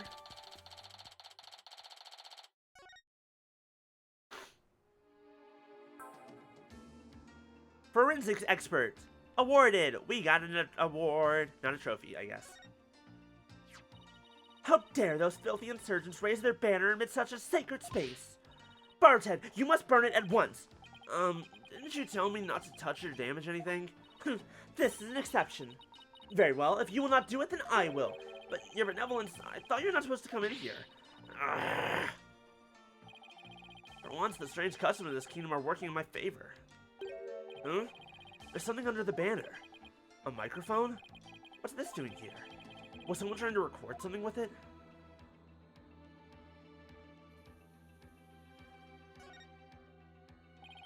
Looks like an order from Dirk. What's this? Let me see that. I thought you're not supposed to touch anything in here. This is an exception. Now hand it over. Let's see here. Oh, holy mother. What? What does it say? It's an order intended for that rebel named Daps. It reads, after the rite, infiltrate the palace under the guise of returning Lady Kira's costume. And search for clues about that incident from 23 years ago. Dirk. 23 years ago. He must mean the assassination of Queen Amara. Wonder what the rebels are up to. It's intriguing and all, but it doesn't seem related to the case at hand. This will not do. I must warn my mother at once. I'll need to do that, and this order will never be carried out. Lady Kira's costume is still here, and Abbot Enemy is no longer able to aid the rebels. I knew that. Alright. While we're here, it is 5 o'clock where I am. So we've been going for 3 hours. Oh, God, I need a stretchy. So I believe Kaden is streaming soon, so as soon as she goes up, we're going to raid her, and we're going to call it there. But for the most part, I'll go ahead and say thank you all so much for joining me. Let's see what else we can do before it starts. There's a Plumed Punisher calendar here. Ah, now I understand. The villain and the Plumed Punisher are based on the insurgents. Watching the show must have roused their ire against Lady Kira. I doubt that's it. Look! What is it, Barb's head? It's a Plumed Punisher clock. Why, I believe it's a limited edition promotional item given to 50 lucky viewers. This rare item plays with the Plumed Punisher theme song every hour. Hand it over now, Barb's head. She snatched it away from me. No matter what she says, Rafa is definitely a huge fan. What a fine item. And this switch, if I'm right, is the Plumed Punisher theme song. Yes, now I see. The insurgents who use this room must be Plumed Punisher fans. Maybe so, but I don't see how it's relevant to this case.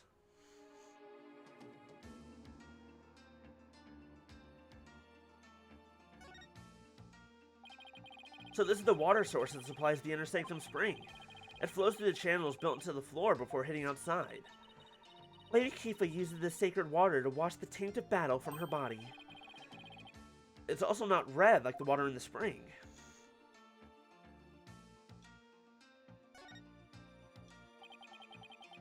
A large stone slab. It's safe like a Magatama. It looks rather unstable. I bet it'd tip over in an earthquake. What's that earthy, grass-like smell? It is the smell of the moss that covers the stone. Oh, so this shaggy green stuff is moss. It looks like some of the moss about halfway up has been disturbed. Wonder why this is. One quick touch can't hurt, right? Oh, those are handprints. Oh, the slab's starting to wobble. What's happening? What have you done to this sacred space? Nothing! All I did was nudge it a little. I knew it looked unstable. Probably best not to touch it again. Well, I think that covers about everything here. Emma! Mr. Wright, you shouldn't have come in here before the police. Sorry, but I was in a hurry. I didn't do anything I wasn't supposed to. Her benevolence can attest to that. It is your fault for being so slow. I expect the police to work faster and more efficiently. Sorry. Well, Barb's head, have you not already seen enough? I guess it's about time I got back to the temple and go over everything I've learned.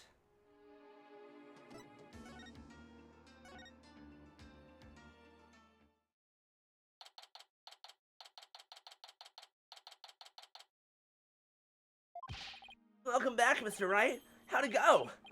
Unfortunately, I didn't find anything conclusive. No way. I do not understand, Barbed Head. What don't you understand? Why you did not commit any misdeeds during your investigation? After all, lawyers ply their trade primarily through illicit means and methods. What? Who told you that? My mother. Are you saying that she was wrong? No, that cannot be. You must have committed some sort of misdeed right under my nose. Ever so, she wasted her whole day following me around. What is it?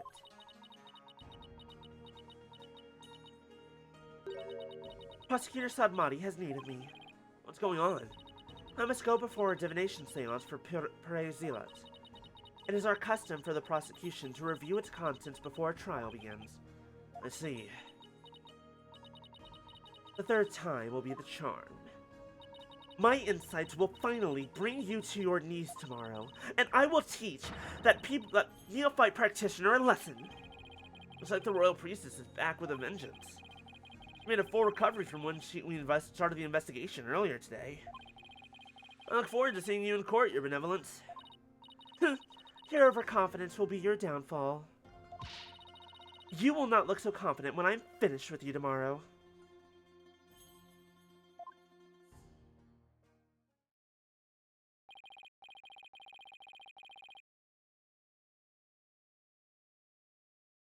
Actually, I'm not really looking forward to seeing her tomorrow, especially on any solid evidence. Why don't we go over everything you know so far? Alright, let's see here. Acolyte Zealot was killed during the rite with Lady Kira's dagger, and Maya's fingerprints were found on it. That doesn't sound very good. I know. It's the very definition of being up a creek without a paddle. Alright, we're gonna finish this little review and then we'll call it. The day before his murder, Zealot enjoyed a meal with the High Priest, his wife, and Maya. I also learned about spirit channeling here in Karain. That sounds very helpful. Oh, but I did hear something interesting. That the rebel hunting Lady Kira might be working for the Justice Minister. What? Really?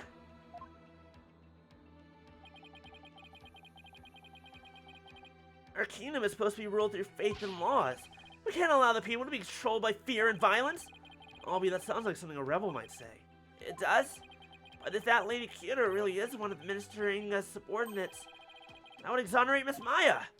Unfortunately, I have no way of proving it in court. Oh, that's too bad. Oh, I almost forgot about the secret rebel hideout we found at the Inner Sanctum. There was a bloodstain inside. I don't know if or how it's connected to the case, though. Wow, a secret room at the Inner Sanctum? Oh, that would be a huge hit with the tourist. This kid really is an entrepreneur at heart. What I mean is that hideout could be important to your case. Maybe, but it's still too early to tell. Looks like I'm heading into court without any useful evidence. I'll just have to pray something appears during tomorrow's trial. Princess Rayfa's divination seance might be my only hope. I can read into some new information in it that might help. The divination seance? I thought it always works against the accused. Not always.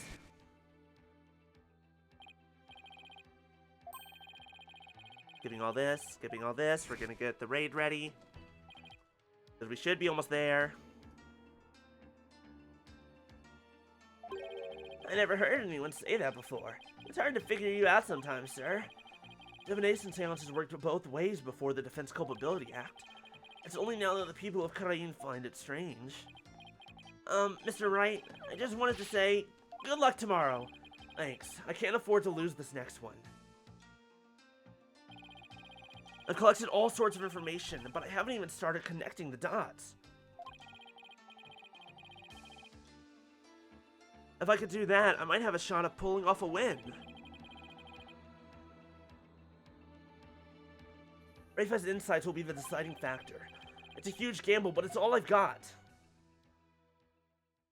And that is where we're gonna call it. Thank you all so much for joining me.